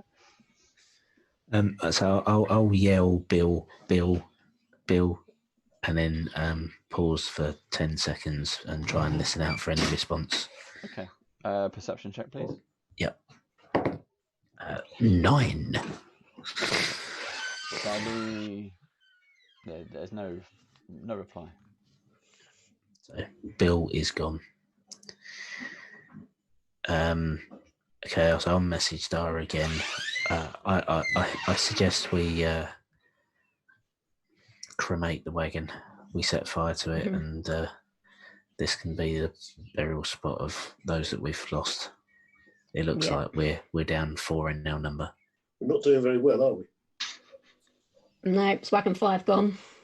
So I'll come back to them and ask, what's happened. I'll fill Neville in. And then I'll... Phil Neville. From my higher point with Binky, I'm going to go into the grass and see if I can find Bill. Okay. You go off into the grass. Again, do investigation and perception checks for me. One of each. Investigation is 14. Okay. And perception is 18. So in terms of investigation, you don't find any other tracks or signs of a struggle or anything, really. However, off in the distance, in the corner of your eye, back where you were originally charging, you see movement again. Oh no! They're not. It's not coming towards you. It's just you get the idea they're watching. But I can't see where Bill is, and no, it's just long grass. It's just long grass, and you can't determine where the next track may be. Do I get an idea of what speed these creatures move at? Having seen them. They are dog-like. They are quite ferocious. They can leap. They have 4 arms and 2 very muscly hind legs.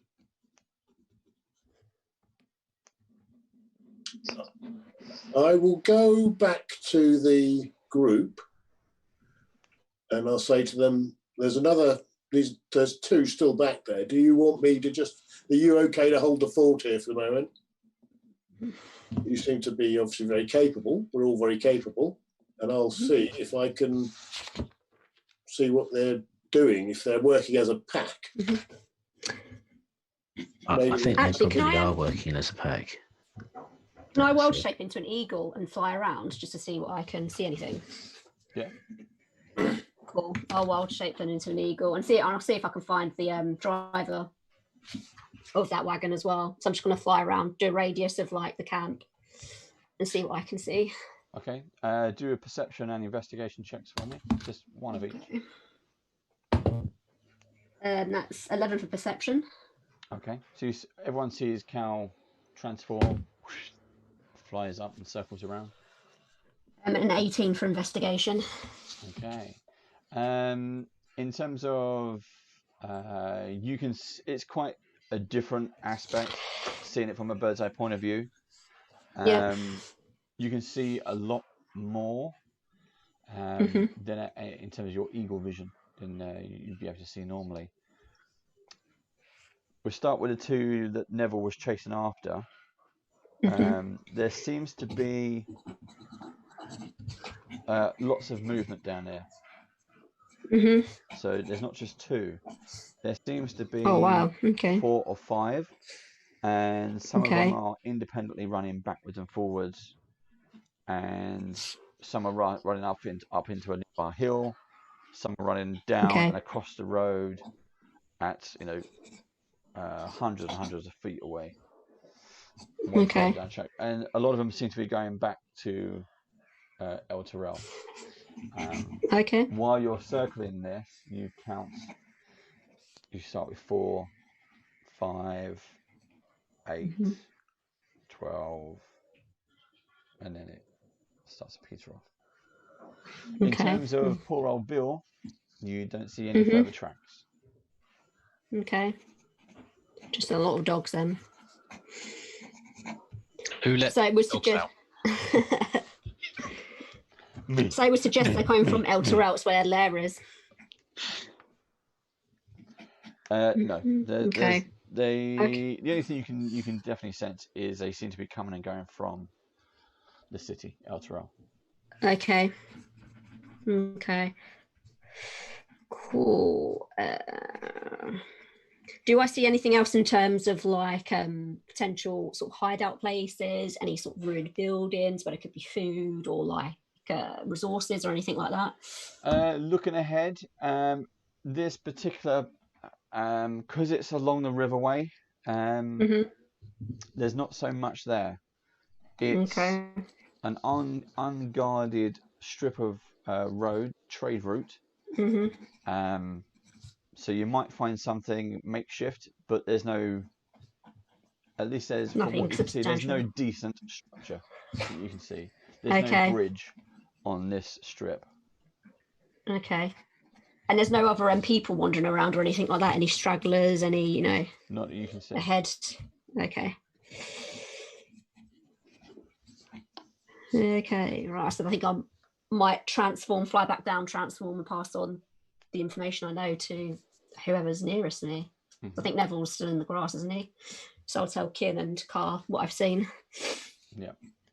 Well, we're all together at the moment. We're all together. Okay, so I should pass it on to everyone then. Did you say you wanted to burn the wagon or bury them, or just burn the wagon with the bodies in there? Burn the wagon with the bodies in there. Yeah. But before we burn it, I just want to do a quick check and see if there's anything inside the wagon that might be of worth. Yeah, that's fine. You take out anything that still might be of use. This wasn't the food wagon, but there are various tools and bits and pieces, personal belongings, water. So you find those bits. I think we need to talk to Dara and have a discussion. Okay. So if we all want to burn the wagon and add a little service, I think we just see, obviously we've been followed by however many 12 of these things. They're going to keep coming at us over the next period. We either go and head them off now and see if we can persuade them not to keep trying, or we're just going to be ambushed continually. I think we need to take the fight to them. Yeah. I'd rather not get ambushed continuously until we get worn down. We lose any more people. I think we have to make a stand. So if Calamity can go airborne, I can wild shape again into an eagle, and the three of us head back and hang back, and Calamity can then just check to see if there's anything going to try and ambush them again, whilst we go and deal with the whether they're a pack or there's something driving them. I'm just wondering, while you're circling, could you assess the terrain to see if there's somewhere safe? The way I'm imagining this is we're on quite a wide plain, so we're quite open to being flanked from the sides. Is there somewhere ahead of us or a bit further on where we could circle wagons to limit how many different directions they could come from, to try and bottleneck them, and then we can set an ambush that way, possibly? Are we going along the side of the river, or are we away? You're side of the river, right? You're near the river, so there's the river, there's the roadway, and then you've got the. So we can't. Is a river a barrier to them? So at least we can't be attacked from one side. And they're on your side of the river, if you can, and there's no bridge yet for you to cross. If we're going along the side of the river, we know we can't be attacked from that side. Yes. What's the part wagons on the bank? Yeah, you can try. Cool. So they can only come behind, front, or into the left side. Is it? We on the south river or the north? You're on the south at the moment. Yes. So I've done it the other way left-hand side on is the map. exposed. It's just a thought that if we do that way, at least we can't be attacked from. It's one less side we can be attacked from. I think we do that. Yeah. I'll suggest that we set up the 4 wagons in sort of a semicircle, so effectively facing out from the river. So we're facing away from the river, but we can see from each angle in that semicircle and set them up that way. Yep. Now, do we wait away from the wagons and set our own ambush? Hide in the trees. I say hide in the trees if there are any. Has anyone got invisibility? I've run out of spell slots. I did have Pass Without Trace, but no, I don't have any way to hide us. No. So you're using 4 wagons to put them into a semicircle. Yep. Everyone who is in those wagons has now gone off with wagon 1. You had 6 wagons, you lost 1, you've got 5 wagons. Okay, 5, yeah.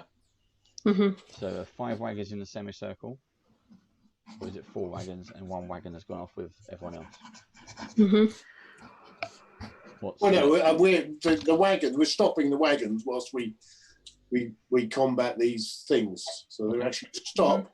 Put the 5 wagons in a semicircle on the river edge, and tell people they're going to have to defend themselves, but Calamity will be around. Certainly. Can I still communicate with kin as an eagle though? Because I'm worried that I've only got 2 wild shape slots. So if I keep transforming back into a human and passing on information, I can't then transform back into an eagle for his messenger. Yeah, message will work. Okay, cool. So I can stay as an eagle then. You can just message me and I can message back. Yeah. Out of interest, I'm looking at it. We had this rose. What was that rose? Was it anything usable? Did we find out what it was? No, because I just didn't below. ask to. Because if you spend a short rest with it, you can find out what it is. We know it's magical, and it pings when you point it at Khan. But yeah, we haven't found out what it does. It reacts to humans. It does react to humans, yeah. Rows of human detection. So do you want me to circle around to see if I can see them, or do you want to lay a bit of bait to draw the dogs in so we know where they're coming from? Well, I could think of one person who'd be wonderful bait for them. on a horsey. A tasty, little horse, I'd love tasty that. savage. So I'm going to start wandering up. Give them up the road, giving myself plenty of room so I can see either side of me, and see if I can tempt anyone out. I'm going to do circles around and pass on my information to Kin if I see anything. And Kin and Cal can then follow up on foot. Yeah. Can I use my nature ability to kind of find out an appropriate route that I can take through the terrain? Well, at the moment it's just long grass. So you've got there's a few sporadic bushes and trees. It's not dense woods or forest or anything like that. Yeah, you can't really hide. Yeah. Okay. Can I potentially see through the long grass to know if there's a specific maybe route that they've taken through the long grass to make it maybe less difficult to walk through? Or I'm guessing there's no kind of, with the long grass, it won't impede normal walking or anything. It's just standard. Okay. Yeah. It's a case of, so if you do perception checks, you could see possibly glimpses of something moving. As a ranger, it's long grass, so you could track something if something had been here first. You could potentially track that, but right where you are is a clear spot. So if you want to go out into the long grass, you would be perfectly fine to go out there. Okay, I'll wait to hear from Kin, who's talking with my sister, before I go out. Yeah, you just keep a watch. Yeah, observing. Yeah. So I think we have Cal tracking Nev. We all stay within 120 feet of each other, so that message spell works, and then I just relay the messages between everyone. While you're doing this, you notice that the Dara and the group of survivors, Wellham starts handing out some whatever weapons that they've got spare, saws, cudgels, hammers. People start taking off some of the planks from the wagons. They put the children into sort of one wagon, and anyone who is fit and able has some kind of brandishing weapon. Is that woman with us, that Vollis or whatever her name was? Vollis is one of the survivors, yeah. Vollis is one of the first people you met. Yeah, she was the one who was attacked. Wasn't she a fighter or a ranger or something? No. Vasha was the wife. Vollis was an elf. Yeah. In fabled form. So Vasha's husband died in the barn? Correct, yeah. She was the fighter. We have got Wellham is the smith, Godric is his son, Vollis is the woman that we spoke to who'd been robbed by the people in the temple. There were two names very much the same. Right, so I'm going to carry on. Can I, from my raised position, keep on. I'm just watching. I can drum up any interest. Yeah.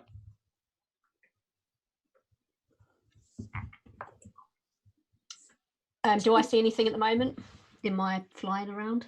No. No. You kind of you watch Neville for about 5 minutes.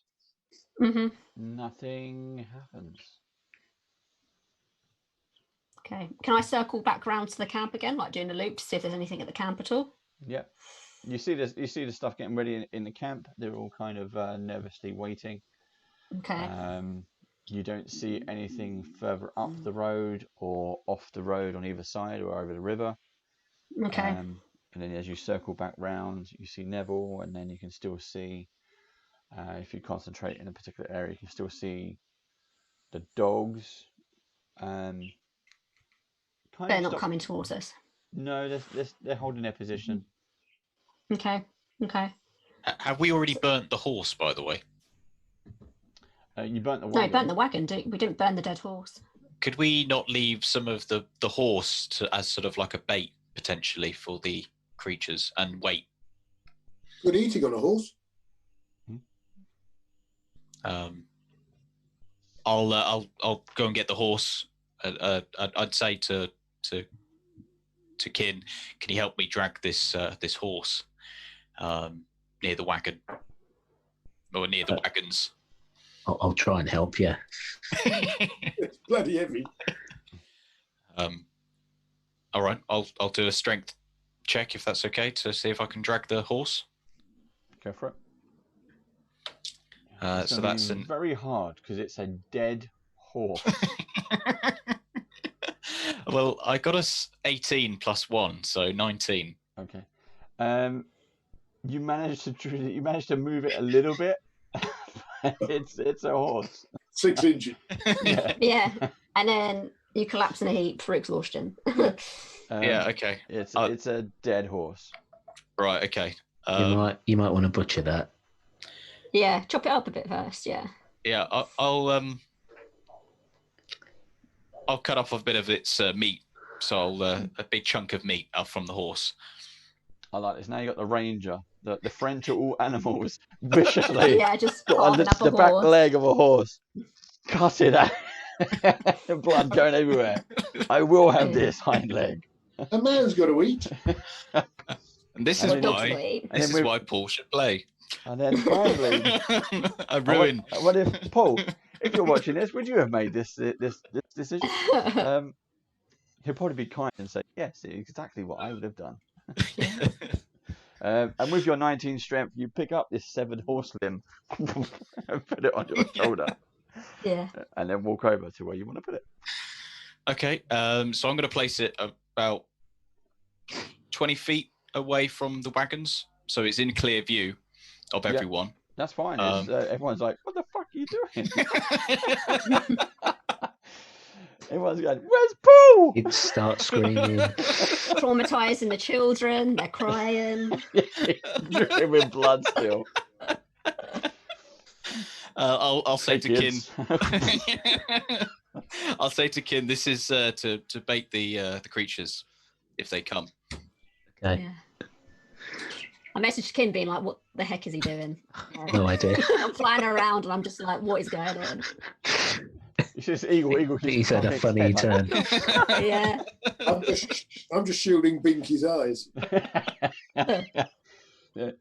It's okay. Was your idea to sort of maybe poison it with something, possibly? Sort of slow them down. Some sort of soporific. That's a good thing, but I don't have any they're poisons. Demons. They're all impervious to poison. Yeah. Like I don't have anything that would poison them anyway, but I don't think. Could you like? I don't think lawful people can use poison, can they? Not normally, no. I've got poisonous. I was thinking some sort of herbal remedy. Yeah, all my stuff's with me. I'm an eagle. I'm going to wrap the Drop of decent gear, baby.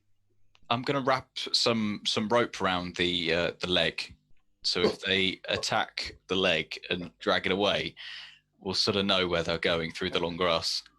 Oh, I've got an idea. Is there any like nuts and bolts in the wagon? I've got a feeling if they attack, the last thing they're going to worry about is a lump of horse. They're going to try and eat our faces. Anyway, I'm up the road, so I'm still trying to see where they're coming from. I assume I can see them. You can. You know their position. You still see them. They still bob down every now and then, but they sort of bob back up. Sometimes Well, you I'll see just be three. trotting Sometimes you see along as we go, seeing if I can drum up some. As an eagle, can I fly up to them and try and herd them in that direction potentially? Like dive at them and kind of annoy them to run in towards Neville. You can try. Okay, I'll try and do that then. So I'll fly in their direction and kind of swoop down and irritate them just to drum them up a bit. Does an eagle get flyby, or whatever they call it? I don't think so. So I'm not sure what to roll for that one.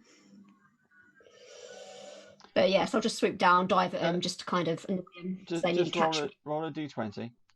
If you, it's going to be hard, so you've got to get higher than 15 to succeed.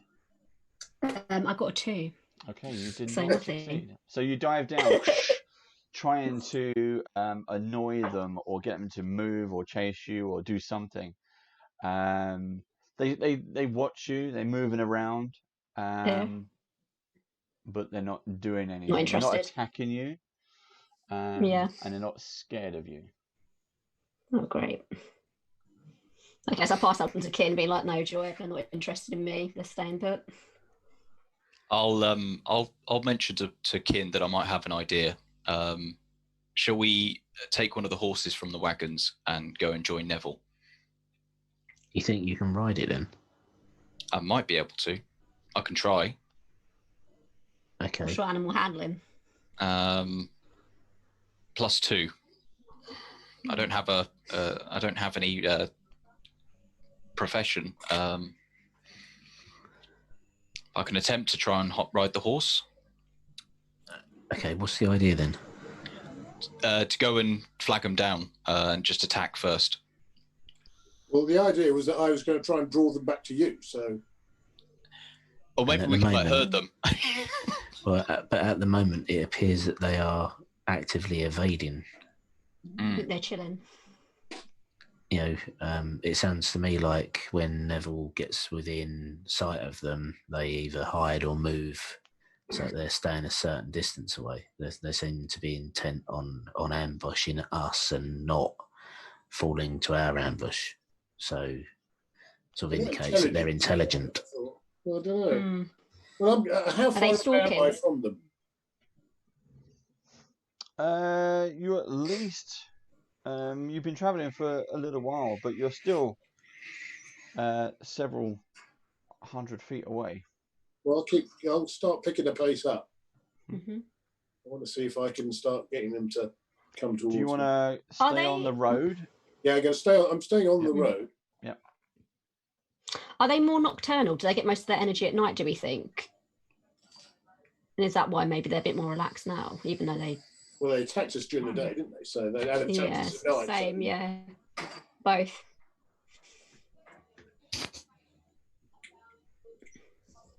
I'm not sure what else to do. Get a few more tries of trying to pick up the pace and maybe try and pick him up. But if it doesn't work, then the only thing we can do is move on. But we'll have to change our travelling arrangements, I think, and maybe put everybody in the front 2 carts, and then we just ride the rear 2 carts, and Neville drops to the back. And maybe the horse leg idea isn't a bad one. We tie it to the axle of the cart and drag it behind us. Yeah. I could still be an eagle and keep him watch in terms of range and that as well, so I can just act as like the eyes and ears, as it were. And seem to alert you when they're coming. Yep. I'm keeping going. Okay, I'm happy with the idea. Okay. So everyone want this new plan? Yeah, I think Neville is down the road. I'm well down the road. Come on, sons. I do have my dog kebab. Still on there. Wait. Should we rally up the wagons then? Yeah. If it doesn't appear to be working, so I'll get back in contact with Cal and say, is this working? Are you seeing them moving away from Neville? No, what I can... what I can do is maybe fly down to Neville and kind of like just flap around in front of him to be like, stop, turn around and then fly the other way. Oh no, I can pass the message to Neville. Is it, or is he too far away? Are they moving away from me though? No, the ones that you've, the ones, they have this kind of area that they seem to be running backwards and forwards from, but that seems to be their main vantage point, if you like. Yeah. Can I? And I mean, I can't see that anything's controlling them in any way. Can I? Anyone other than a dog from there? No, not yet. I'm keeping going. How far away is Neville now then? He's still several hundred feet away. Okay. Do you want to unhitch that horse just in case we need to get there quick? I say to Car. Yeah, I'll unhitch the horse. And do you want me to roll for anything for that? No, you can unhitch a horse. Okay. I'll unhitch the horse. Get on the horse. Don't kill it. Not this time. I'll attempt to try and get on the horse with an animal handling check potentially, or go for it. Yeah. So that's a 17 plus 2, so 19. Yep. No problem. Okay, so I get on the horse and ride up to. I say to Kin, "Are you coming with me?" Or yeah, I'm coming with you. So as long as we get within 120 feet of Neville, just so we've got that ability to communicate with everyone. Right. So don't need to camp unguarded for too long. Yeah, I reach out to Kin and help him up on the horse with me. We ride over to Neville. Okay, so it's going to take you a little while to catch up with him. Well, no, because I'm going faster than they are. Yeah. Can I kind of fly down to Neville and beat my wings in front of him to try and get him to stop, like as in like in an eagle way? If you want to. So at least he's not moving. He just stops. I kind of like no. So you fly down and you flap away. Can you understand me if I talk to you? I can, but I can't communicate back to you, but I can communicate to Kin to tell you. So I just say, tell everyone to stand firm. If I can pull them back to us, I will. If not, I will return. Okay. So I pass that on to Kin. Okay. We'll wait here. We'll just stand the horse. Just wait here until we see what Nev does. Okay. Yep. So we'll just circle around the camp on the horse. Okay. Calamity. Can you do a perception check, please? 14 plus 5. That's a 19. Okay. And Neville, can you also do a perception check, please? 20. Well done.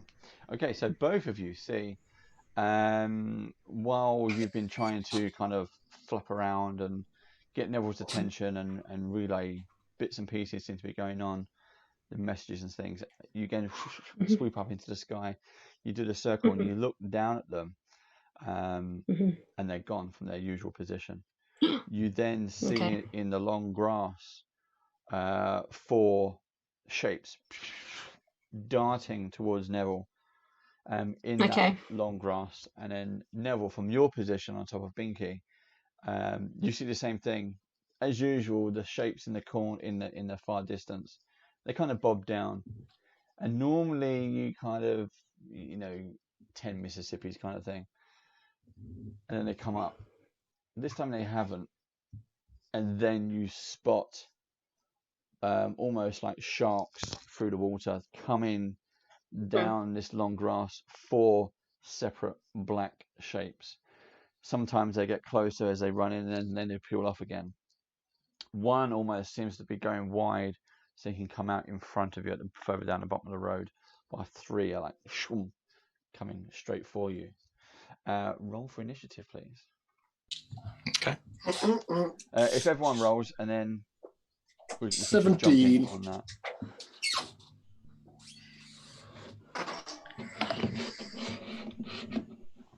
$22 for me. Car 22. Cal. 21. 21. And Kin. 6. Okay. Let's have another bit of paper. Okay, so first is Car. Then it's Cal. Then it's Nev. Then it's Bad. Then it's Kin. Okay, so Car, you're up, followed by Cal. Okay, so what can I see at the moment? From your distance way back, you can't see much. Let's say your spider sense is tingling. What would you like to do? You see, Cal the eagle sort of change rather than circling, kind of just change in direction. It's no longer circles; it's a straight line while she hovers over the area, and then you see a dart back towards Neville. I'm assuming. You also see Neville just sort of lock on to something that's coming towards him. Okay, I'm going to head over on the horse. So I've never actually travelled on horse before, so this is going to be a good one for me. So how does this affect my movement? It's the horse's speed. Yeah, in a new tab in D&D Beyond, just look up horse. Okay. And then you'll get all the stats for the horse. Yeah, okay. Which is, I think, 120? 120 in the dashing. Dash. Yeah. Okay, so I'm going to dash with the horse. Yep, it's going to take you a couple of rounds to get there. Okay, that's fine. Is Kin with you? Are you on the same horse? Or is it one horse each? I think I helped him up with me, but... Yeah. Yep, we're on the same horse. Okay, so you're both travelling together wherever you are. Yep. Okay, but it's going to take you 2 rounds to get there. Okay. Okay. Cal, followed by Nev. I still want to be in my sort of eagle form. Yep. So I kind of want to swoop down, do like a little talon attack. Yeah, go for it. So that is, so I'll do that. So that is 10 plus 4, so that's 14 to hit. Hits. So that's 1d4 plus 2 slashing damage. That's 3 damage to one of the dogs. Okay. Number 1. Can I then swoop back up again? So down and up. So I'm out of the way. Dive bomb. Excellent. Get out. That's fine. Okay, we're off. Nev, followed by bad guys. So how near are these bad guys to me as we speak? So we've got the 3, a 1 and a 1 a bit separate. I think in the next round they will reach you. So how far is that? It's out of a radius of 90. So they move at 90. They move at 60. They're at 90 out at the moment. So this round, and then they'll get. So do they move? Do they dash at 60 or? They can dash at 60. Yeah. Dash at 60. So I can dash at 120. Yeah. So I will pick the one that seemed to be going out in the front of me. Yes. And I will charge to within 10 foot of that. Yep. Lance it. So how is 90 foot? Is it? Yep, that'll do. And then I will carry on with my 30 foot further away from it. Okay. Yep. Go for it. And 16. Yep, hits.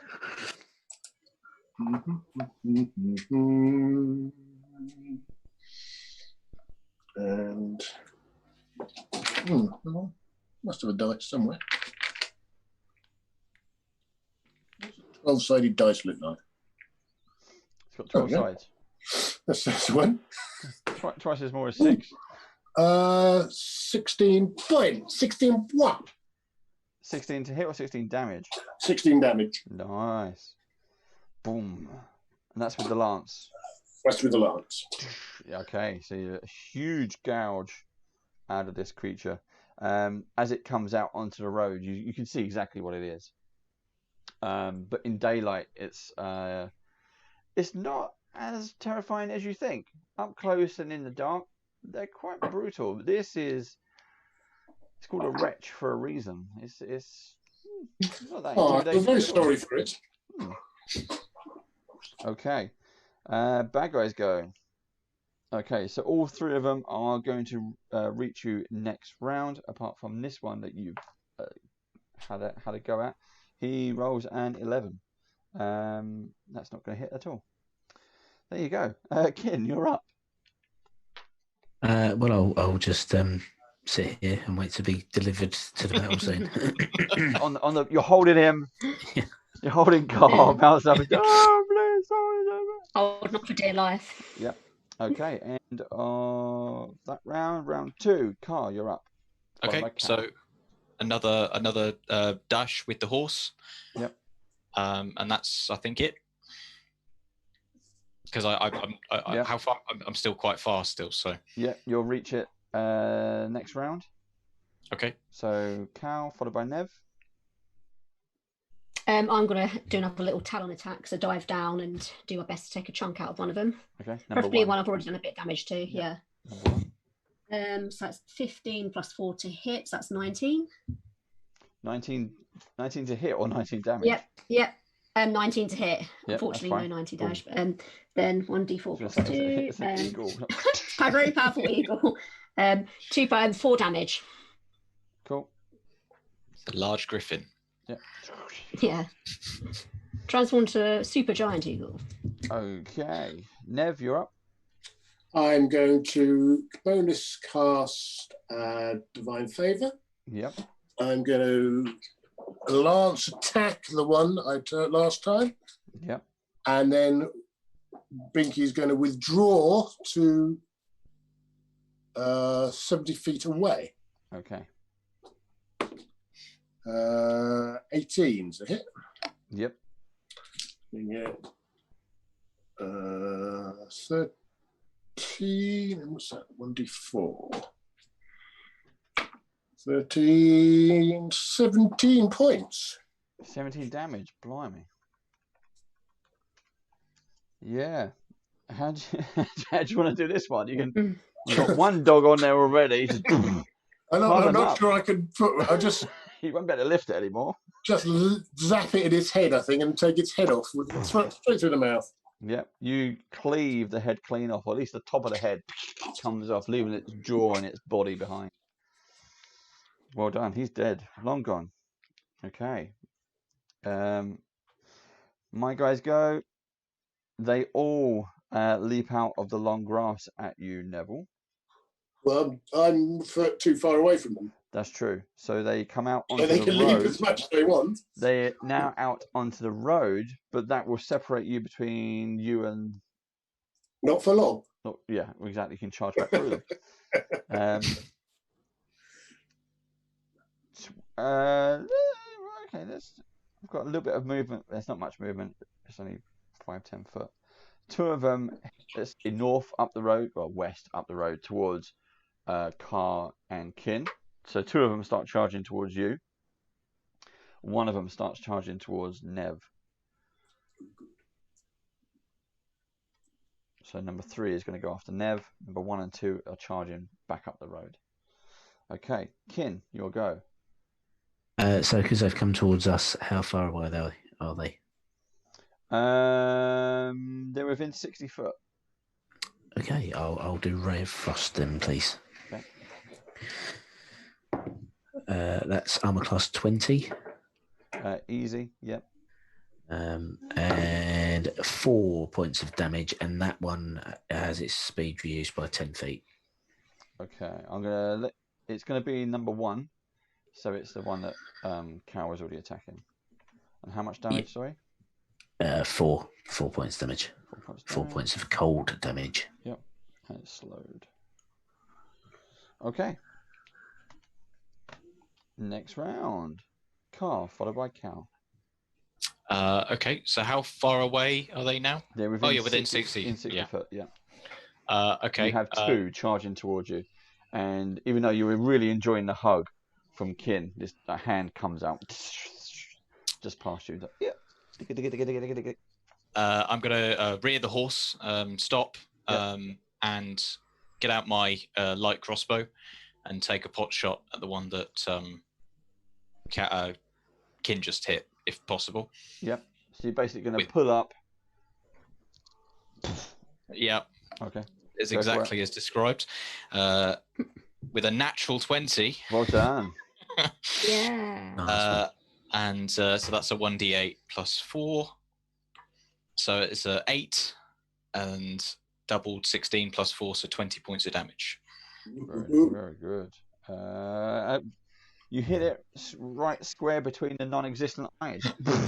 It just seems to go. The bolt from the crossbow just seems to go in and just shoot the other side. Yeah. The top of the skull, and number 1 goes down. You still have number 2 charging towards you, and you see the third one sort of charging towards Neville. Okay. I'm gonna stay where I am. Okay. So you basically you shot, and you're just waiting. You got the other one charging towards you. Mm-hmm. Okay. Cal, followed by Nev. I'm gonna dive bomb at the one that's charging towards Neville. And if it had eyes, I'd probably try and claw him out, but it doesn't. So that's a 9 plus 4, which is 13 to hit. Yep, hits. Excellent. And that is 6 points of damage. Very nice. Is this one going after Nev or going after Cal and Kin? Nev, I'd say, because I'm closest to Nev, so it makes sense. And 6 points of damage. Yep. Well done. Nev, followed by bad guys. Right, DM ruling. Mm-hmm. Since we're actually going to be using mounted combat, can I charge down? You what, like stampede, trundle over? Yeah. Yeah. So if I do a lance attack and carry on, can I then? So what I allow you to do is you do your lance attack as normal. So you do damage and things. I'm looking over there because he's there. But, you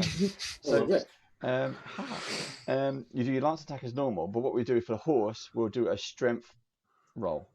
Right. So if you bring up your war horse, and that way he can trample. That's right. If it knocks it prone, he can do a hoof attack. Yes. Right. I will do that, sir. But obviously, if I knock it prone, it doesn't get an opportunity attack, does it? So, so all right, I will charge it down. Hit. It's nuts. 23. So.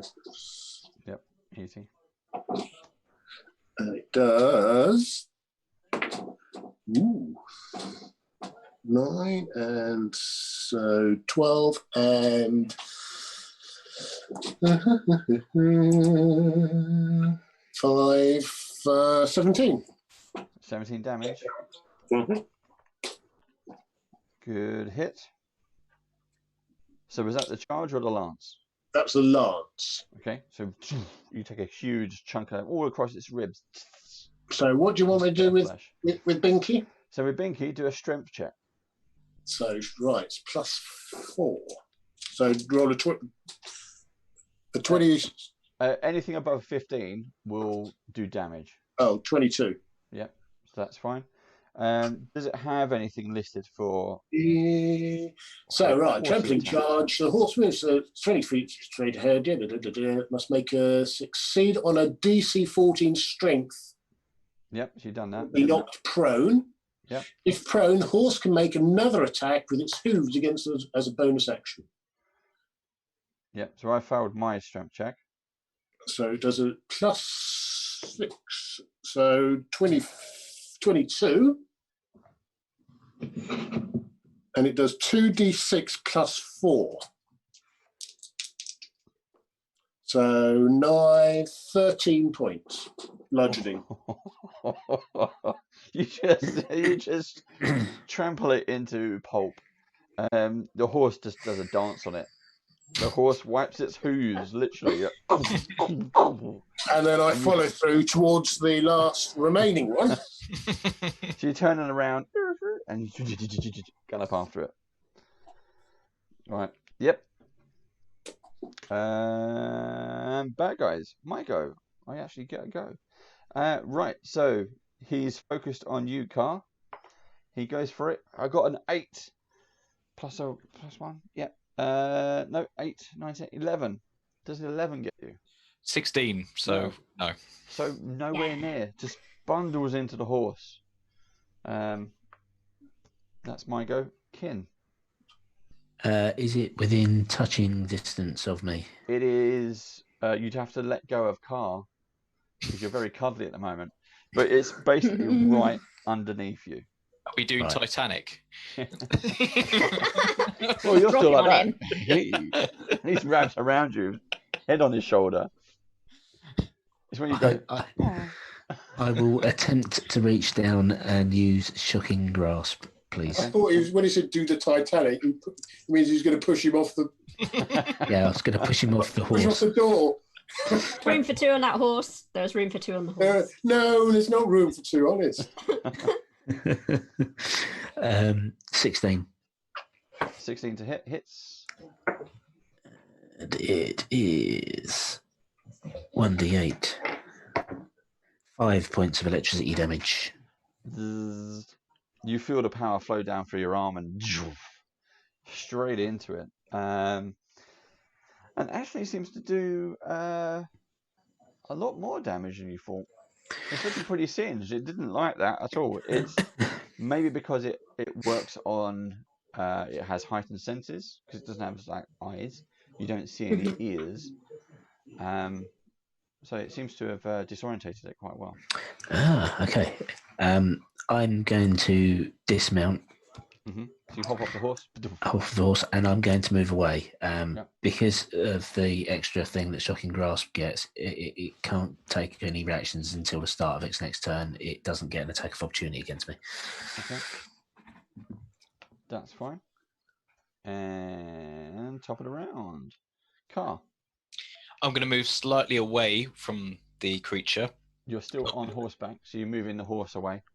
Yep. And I'm going to stop within 80 foot of it, but basically just 10, 20 feet away, and I'm going to fire again with the crossbow. So it's laying prone at the moment because it's been shocked. So okay, I'll just take a pot shot again at it. Yeah. Yep. That is a 2 plus 6, so that's 8. You miss. So it's just laying there, and you go. Don't I get advantage with it being prone, or? No, you get disadvantage with it being prone because it's ranged. Damn it. Okay. You're too close. Well, that was a 2 anyway, so yeah, fine. Okay. Cal, followed by Nev. Is the one still alive by Nev, or can I go after the ones that have gone down only to number Car? 2 is left. The only one that's alive now is the one that attacked Car and Kin. Cool. Well, I'll head towards them, and I shall dive bomb down and try and get it with my talons. So, and that one. So I just fly into a tree, I think.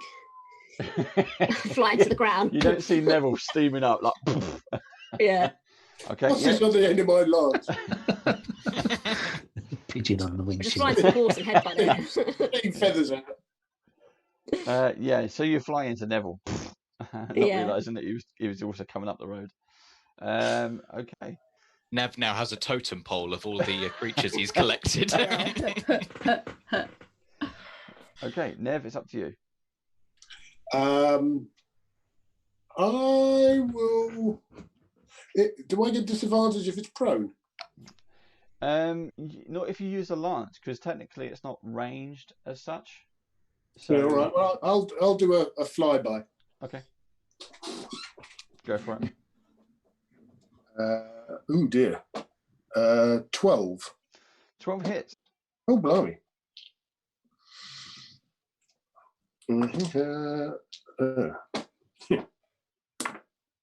So 9 points of damage. Okay, still a good hit. Yep. It's laying on the floor. It's still kind of shocked and disorientated, and then you kind of take a Is chunk out. Calamity anywhere near me? She was actually. Yeah, headbutted you. She flew right into you. I'll shout to Calamity, check for more. Okay. So I swoop up and do another circle of the perimeter or our range. Okay, so we'll come back to that when you're. And then I'll go past about 20 feet and turn around. Yep. And my go. I get up, and I'm attacking Kin because you're on the ground with me. Yep. And I got an 18. That is a hit. So it bounds up over to you and attacks your leg for 4 damage. Okay.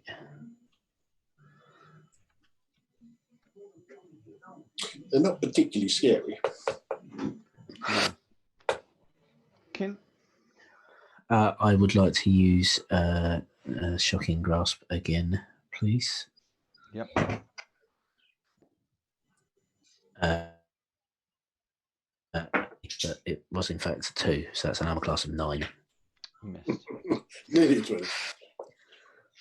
It's next to it. Okay. Top of the round. Car followed by Cal.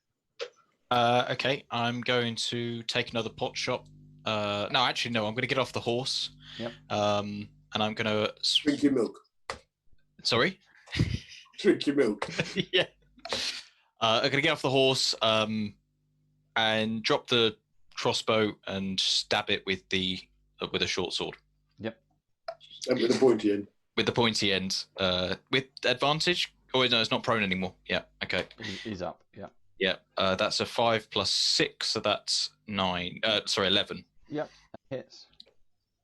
Okay, so that's a D6 plus 4. So that is a 6 plus 4, 10 points of damage. Ooh. Okay, that's a good hit. It sinks deep into it, and it almost kind of screams. But it's paying more attention to Kin at the moment. You can smell fresh blood. Mm. Cow. So as you fly up, yep. Nothing else is going on. You saw those 4 dog wretches. They've all turned up. You take a quick glimpse back at the other area where they all were. You don't see any movement at all. Cool. Have I still got action left to dive bomb down and pick off one of them? Yeah, you can do that. Cool. I'll go to the one that's going towards Kin. I'll see if I can kind of There's dive only down one and left. throw off its course a bit. It's the last Oh, is that one. the only one? Sweet. Oh, amazing. You could actually finish it off if you roll well. Oh, I'm not. No, it's a 2. No. So no. Again, flying to the ground. Yeah, you go in for the kill. It's attacking Kin. Car is there as well. So it's everything is just too close. You bank out. You pull up, man. Pull up. Pull up, abandon, abort landing. Yeah. Nev, your go. 17. Yep. 6 and 3 is 9 plus 5 is 14. Yep. 14 damage. 14 damage. Yep. How would you like to do it? Ooh, hopefully, it was looking through the towards Kin, so I'm going to go straight through its ear. Oh. All the way through, and picks it up. You just feel the body go limp, and then all the carcasses you've got are just like I'll lean over to Kin and say, could you by any chance clear my glance for me, sir? Yes, of course. Yes. I shall use Mage Hand to pull them off. And then I'm going to check around the horizon for any movement. Do a perception check for me. Ooh, 13. No, you don't see any further movement. Where they were, obviously, because we could see them running backwards and forwards, there's nothing there at all now. No. It's all No gone more. quiet. Yep. So once again, I shout to Calamity, go further north and see if you can, or be east, wouldn't it? Sorry. You're heading west.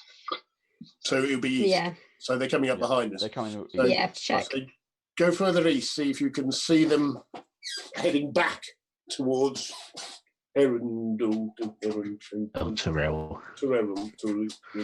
Natural. Cool. So I'll do that then. Prepare to go back up. And then we'll form a circle. Okay. So, Cal, you're flying around for a while. You don't see any trace of them. Cool. And while Cal is flying around, what do you guys want to do? We're going to head back to the caravans. Caravans. Yeah. At speed. They're all glad to welcome you back. They say you're not too hurt in any way as such. You got obviously Kin's taken a few scraps. But yeah, everyone's happy to see you. They didn't have any trouble themselves. That's good. And Dara is keen to. Is anyone injured? No. There was no further attacks on their caravan. They all seem to focus their attacks actually on you. How badly injured you, Kin? I didn't even drop below my temporary hit points, so I'm technically uninjured. Same goes for me. I'm all good. I'm just flying around. So, are we going to stick them all in the front two wagons? We've put them all in the front two wagons. There's 24 now. 24 now, isn't it? 24 people left now, yeah. Or the front three wagons, maybe, and then... One of each of you in a wagon. Yeah, you have 5 wagons. You had 6. You've got 5.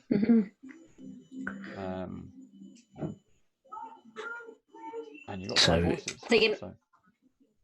I think it makes sense that I probably stay an eagle and just fly above as a... How long can you last as an eagle? I think I've still got quite a while yet. Let's have a look. What is it? 2 hours.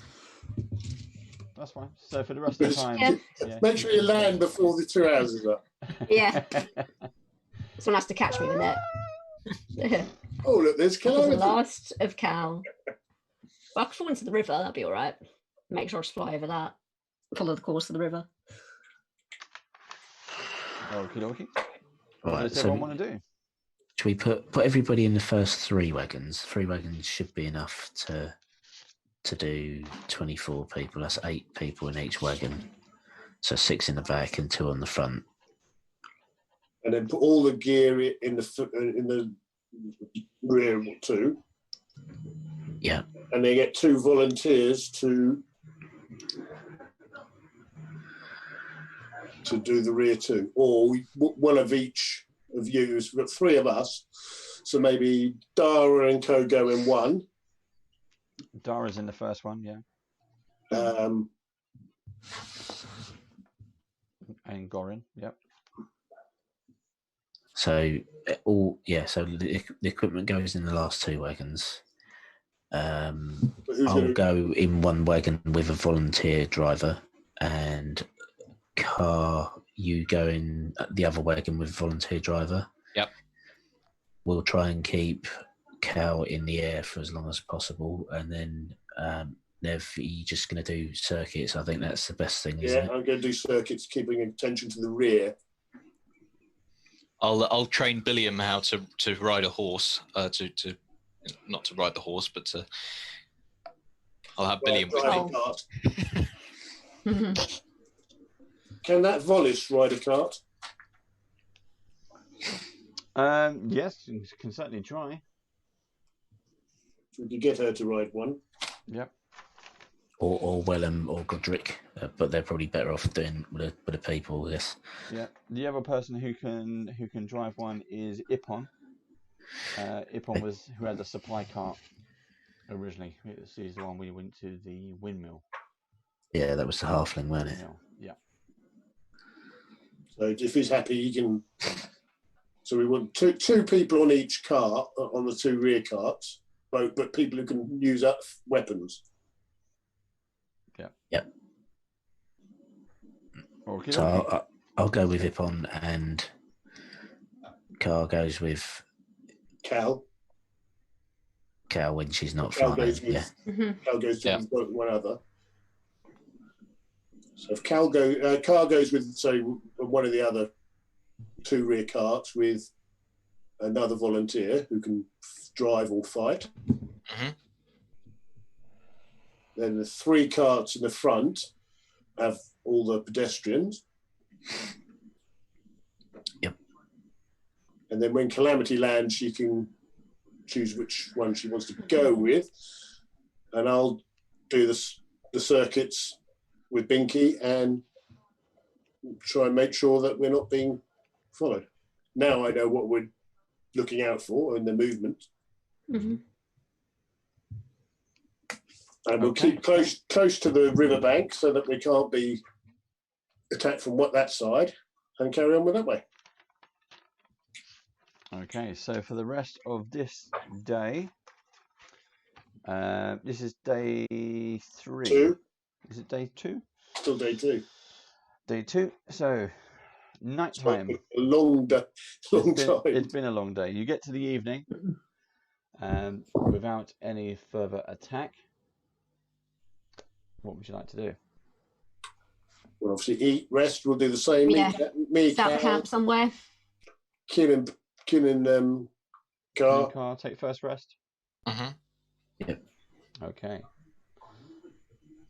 And we're going to get in a sea section rather around with a river to our back. Okay. So, Carl, roll a d20 for me. That is a 6. And Kin, roll a d6. We don't want to hear that. No.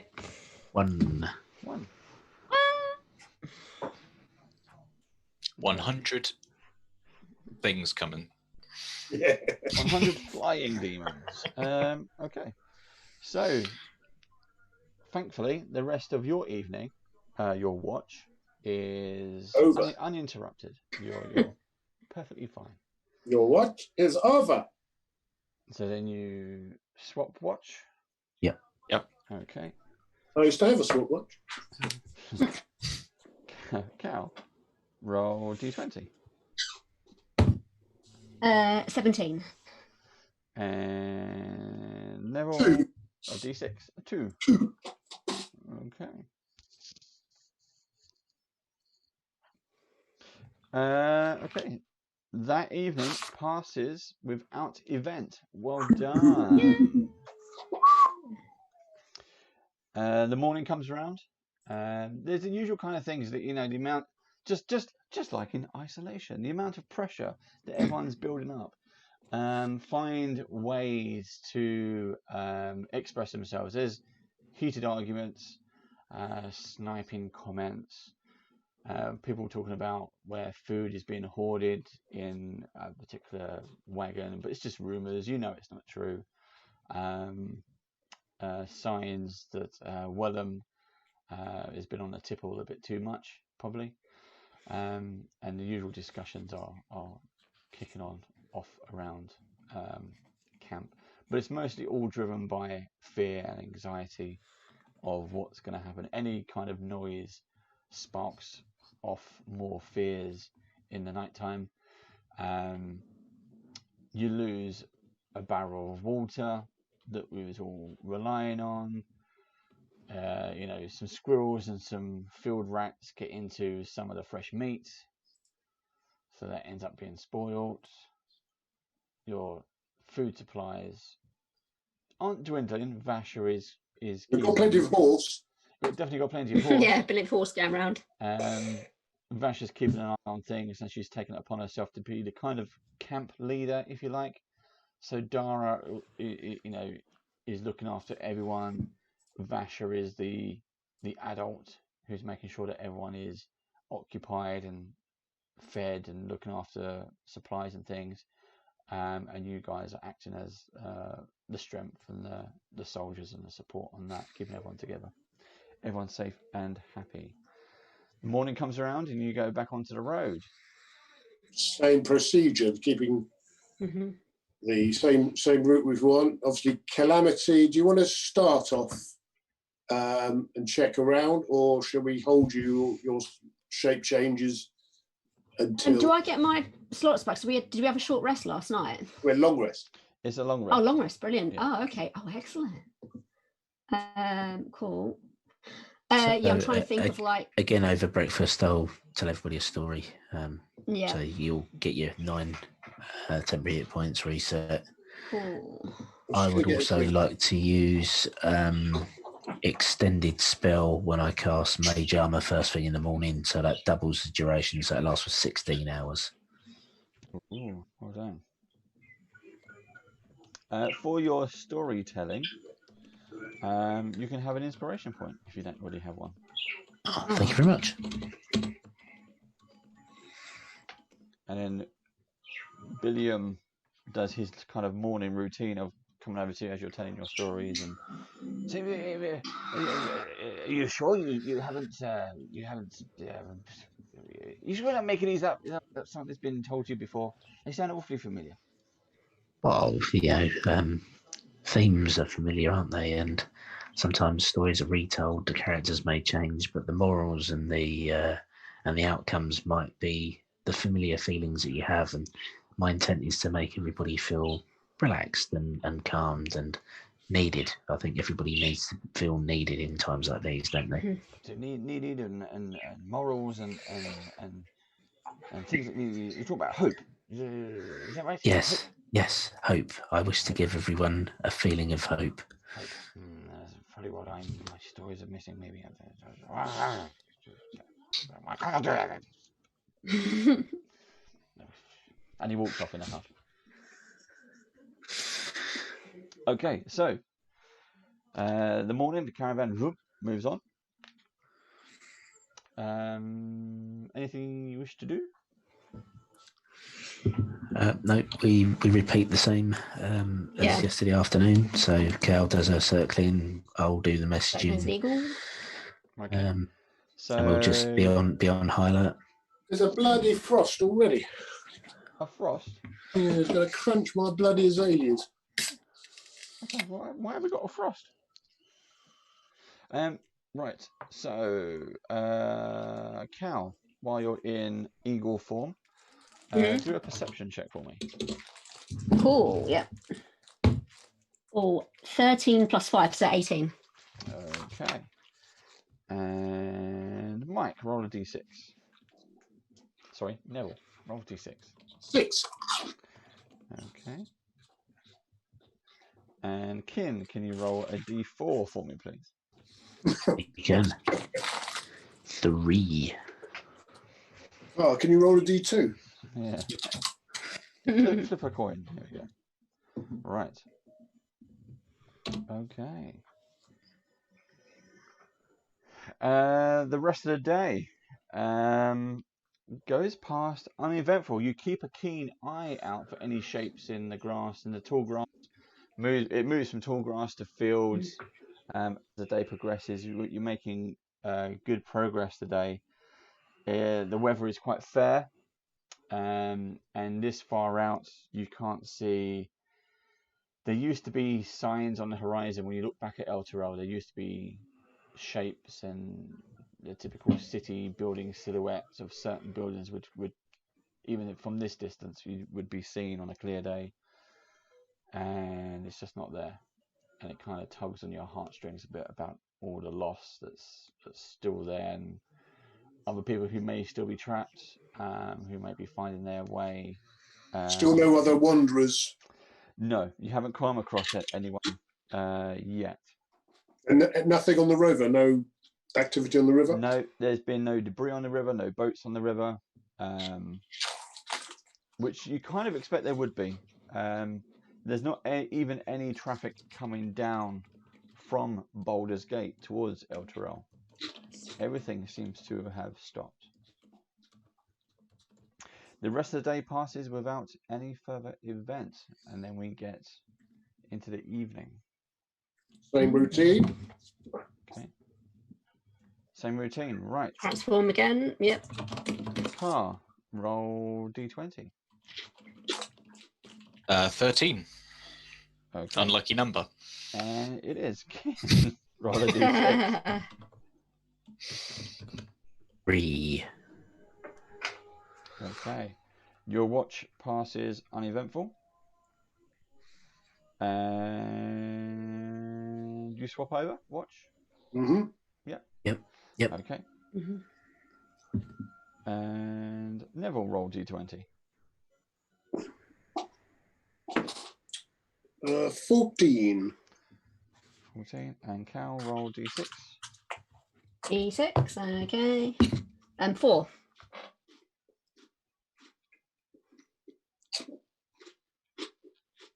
Okay, roll a perception check for me, Cal. I mean, I'm doing that as an eagle, yeah? Perception check. If you want to, yeah. Am I still an eagle? Yeah, cool. That's fine. You an eagle at night? Yeah. So that's 4, that's 8. So I kind of transform back because I've used 2 of my slots. So I was only an eagle for 2 hours. Okay.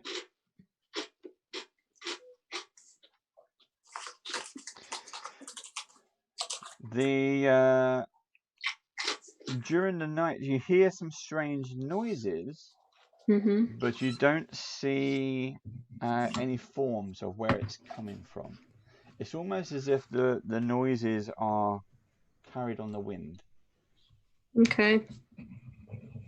And you can't. I'll pass that back to Kim. Yeah. Me. And the rest of the night passes uneventful.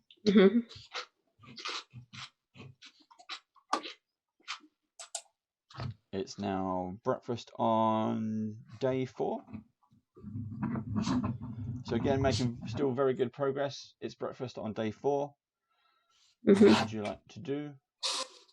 Same story. Same, yeah. Up and Temporary down. hit points. The extended spell on mage armor. Okay. Same thing in the morning. You tell another story. Yep. Billiam again. He always seems to wait until it's like the 3/4 of the way through, he kind of interrupts you and questions you, and then before he hears the end of the story, he's like berates himself and then wanders off again, kind of making notes in his journal and in his book and things. So I'll say to Carr, because he's sharing a wagon seat with him. Maybe you can find out what Billiam's backstory is. I'm intrigued that he's asking me about the stories that I tell and hope, and he seems to be writing his own tale. That's the impression I get. Maybe you could wheedle something out of him, just out of interest, curiosity. Okay. All right. Okay, I'll do that. So, Car, roll a D. No, Kin, roll D20. You're back on the road now. 9. Okay. And Car, roll D6. 4. Okay.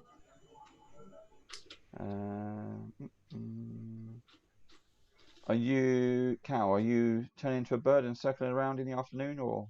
Yes, I am. Because I could do it twice, right? So it refreshes every day. So I get 2 slots back. So I can do 2 hours in a day and 2 hours of a night.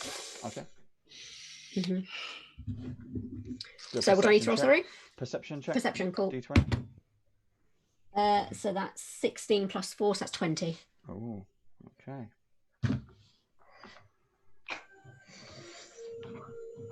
Right. The rest of the day is uneventful and clear. Okay. We seem to have scared them off. Famous last words. Pretty much then, Mike. Well done. Good timing. and we get into the evening. Why did I say that? Now this evening, who is taking first watch? Same Yeah. So, Yeah. Kin and Carr.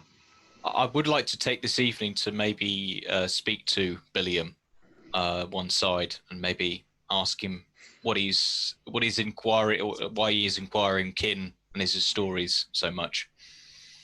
Well, I write stories. I'm a writer, you see, and it's trying to do things like I'm trying to do things where I can be a part of history. I want to be of something important, and you see, I've never been good at anything, and it's a case of I want to be able to do this, and poetry was a way of to do that and to tell these stories, and I find a bit of fellowship in Kin. He's got this way of words. He's telling these stories, and have you noticed? He's not even writing them down. I don't know how he managed to store this in his head. I don't know how he manages to do that. I just can't. I just can't do it. I don't know why. It really bugs me. I've been trying to write books, and I love writing, and I do that, but I can't do anything else. I can't do anything. Do you understand? Well, Kin is a man of magic, so obviously there is a lot of brain. He's magic. You think it's magic that he can write stories with magic? Not necessarily the magic, but just the way that he kind of remembers things and how he reads from his book for spells and stuff. So that's where I think his knowledge is. So you are saying his knowledge comes from magic? Potentially. Okay. Thank you, Carl. Thank you. I think I need magic. Okay. Thank you. Oh no. Thank you. Yes. Okay. Good night. Good night. Okay, I wish him good night and walk away quite fast. Yeah. Yeah. Briskly. And yeah, that's the end of that conversation. So who's on first watch? Same again. Me and Carl, yeah. Okay. Anything you'd like to share? I tell Kin that we might need to watch out for Billiam. He's a bit of a Fruit Loop. Yeah. I explained to Kin that I explained about the fact that he wants to write stories, but he doesn't feel that he can do it. But I told him that you've got a magic book that he's going to steal later. Yeah, I said Kin is a magic user, so that's the reason why he possibly has the brain power to store his stories, or kind of his intelligence is tied to that. So I tell Kin the story, and just that's basically the end of it. Okay. Well, thank you for asking. I didn't hear it. Never. Has Billiam got a head-sized jar somewhere with a bit of formaldehyde? Might well do. I'll get those out of you. Don't worry, I'll get those stories out of you. Put the lotion in the basket. So I think we've all learnt something there, and that is Carl doesn't do diplomacy. No. Just imagine He actually makes it worse. Just imagine Paul having played that. He would have got everything out of him. It would take it half an hour, but we would have had no story. You see that, Paul? You see what happens? Right. That's why it's called an understudy. Yeah. Right. Without the studying. Yeah, it's under. Right. So the car roll D20. Okay. So that is an 8. Okay. And Kin roll D6. 4. 4. Okay. They've gone there. We scared them off. What could possibly go wrong? Your watch passes uneventful. Excellent. Yay. Swap over? Yep. Okay. Neville roll D20. A 20 was a 1. That's a 1. Is it a 20 or a 1? Skull. Is it? The skull. It's a skull. Yeah. But there's a 1 on top of it, isn't it? Is No, it 20? there's a 20 on behind it, so it's a 1. Oh, right, okay, it's a 1. Right. Okay. And Cal roll D6, followed by a D4. So that's a 6. A 6. That's quite lucky. 6 and a D4, did you say? Yes, please. He's toying with And a us. 1 for a D4. A 1. Okay, so we got Yeah. 2 1s. So just 2 extremes. Okay, right. So, Kin, you had Yes. your watch. and you They've been sawn off. Yeah, you settle down into your I don't know, what do you have? Do you just have a mat on the floor or something? You sit under the trees, staring up at the stars, and slowly drift off to sleep. And you wake up, and you realise that the camp is empty, and the main campfire in the middle is it's not gone out, but it's down to embers. But the stars are still out, and the moon is still out, and that's a bit unusual. And as you kind of look around, you notice that your companions are not laying next to you or near you, and their bedrolls are empty. There's no lanterns on around the camp, or even in anyone's makeshift tents that they've had prepared, or from the wagons themselves. What do you wish to do? I'll get out my sleeping bag. I'll take a walk around the camp. As I do so, I'll cast Mage Hand, use it to stir the embers, and put another log on to get a bit more light in the centre of the camp. And I'll wander around and look in the wagons and try and see if I can find anybody. And if I can't, then I'll start to softly send out message in random directions to Nev and Cal, who I believe should be on watch. Okay, that was a lot. So you start to stir the embers, and you put another log on the fire. And as you do, you put the log down. It gusts up. It seems to pick up into the breeze, and some of the embers filter up and almost start to take shape.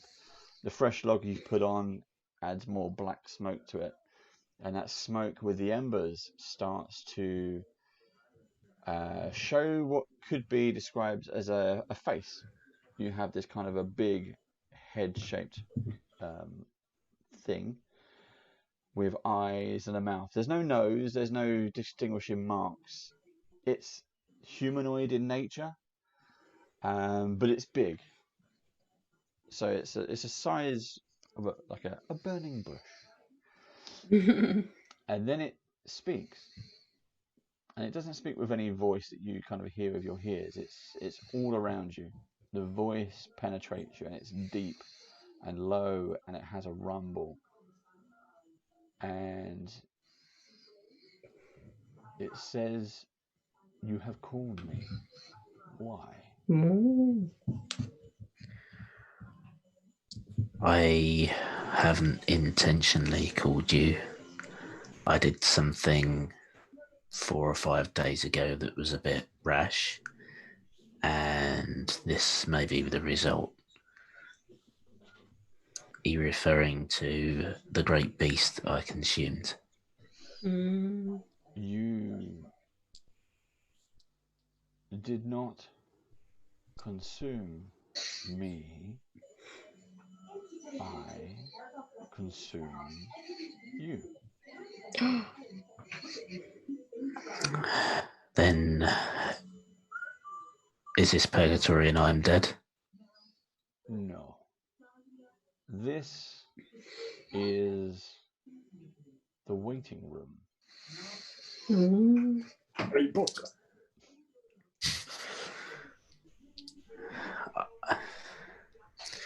I am at heart a seeker of knowledge, and as am I.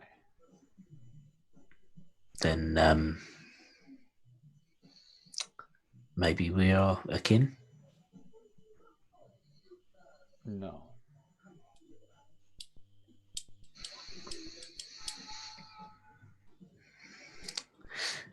You're obviously curious, otherwise you wouldn't have contacted me.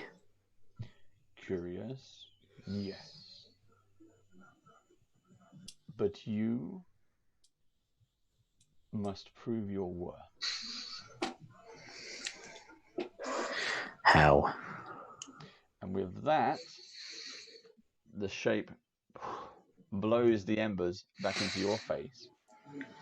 and you feel like you're falling backwards, and then you kind of wake up in your bedroll in a start. You feel straight away it's the cold night air, and as you do that, the fire in the camp is burning as normal, and people you see are, some are asleep, some are moving around.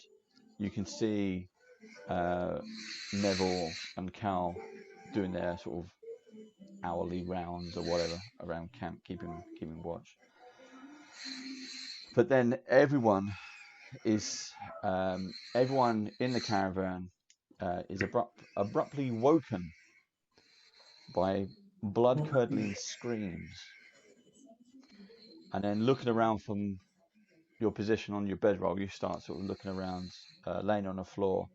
You notice several other people sort of rushing over to one particular corner of the camp, the makeshift camp you've got set up. What do you want to do? I'll give Car a kick and head in that same direction. Okay, so you get off the bedroll, kick Car awake. Kin kicks Car awake. Okay. New You tongue already, twister. for your corner of your eye, as you're getting up and sprinting over, you see Neville and Cal from going straight over as well. You get to everyone is gathered around Billiam's tent.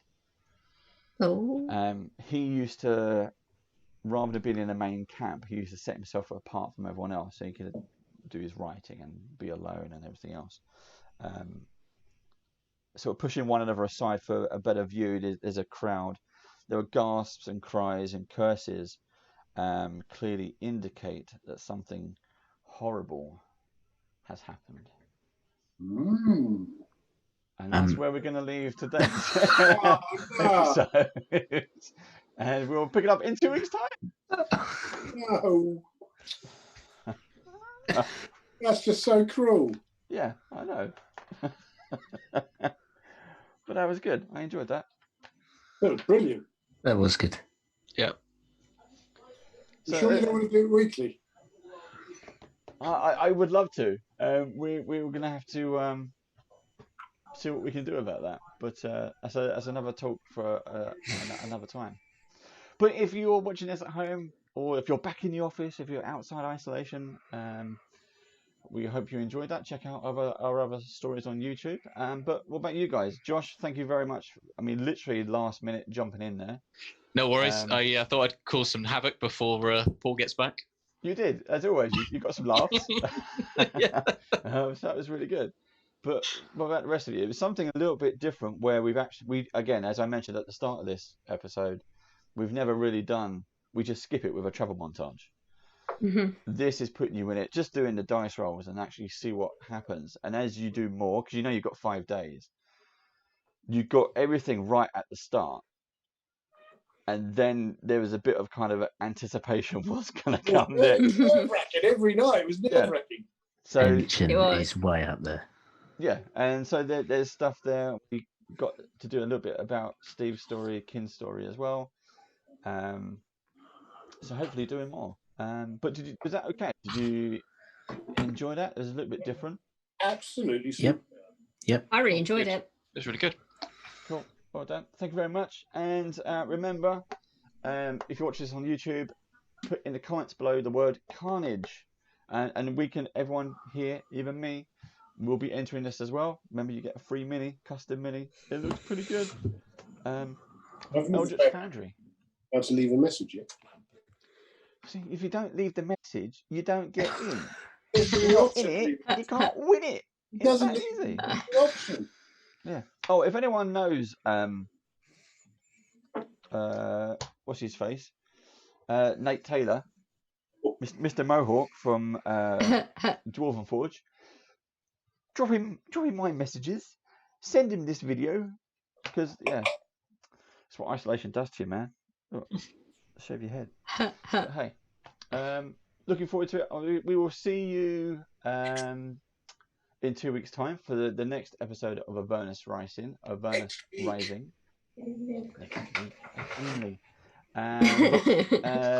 Myself and Steve over there, him, we'll be playing again tomorrow with our other online game, which is kind of like an experiment to do with encounters. It originally came out from D&D Beyond, called The Road to Baldur's Gate. So do check that out as well. And Steve's Friday night game, which is fortnightly, which is the Eberron game, which is very similar to what I'm doing with Baldur's Gate in terms of it's kind of encounter led and it's a bit of a different story. And he's using some bits from Steve. You're using some bits from the Gold Edition. I am the Gold Edition of Eberron Rising from the Last War. So we're playing the starter adventure from that box set. Cool. And you may see some of these players and people from different teams and different stories. That's because we're trying to, with Isolation, we're just trying to mix things up. We're trying to make it, make sure everyone gets a go, gets a try. And there's more games coming. I can't let you in on some of the secrets just yet, but there are more games coming. So stay tuned. Hit the subscribe button, hit the like button, hit the little bell because it goes ding every time we post a new video. And we've got loads of videos coming. It's a really good time to follow the badges. If you want to play with the badges, if you want to got a product you want us to play with or something, get in touch. That could have come out very wrong. Then get in touch. We'd love to hear from you. Thanks so much. Good night all. Good night players. Bye bye. Bye.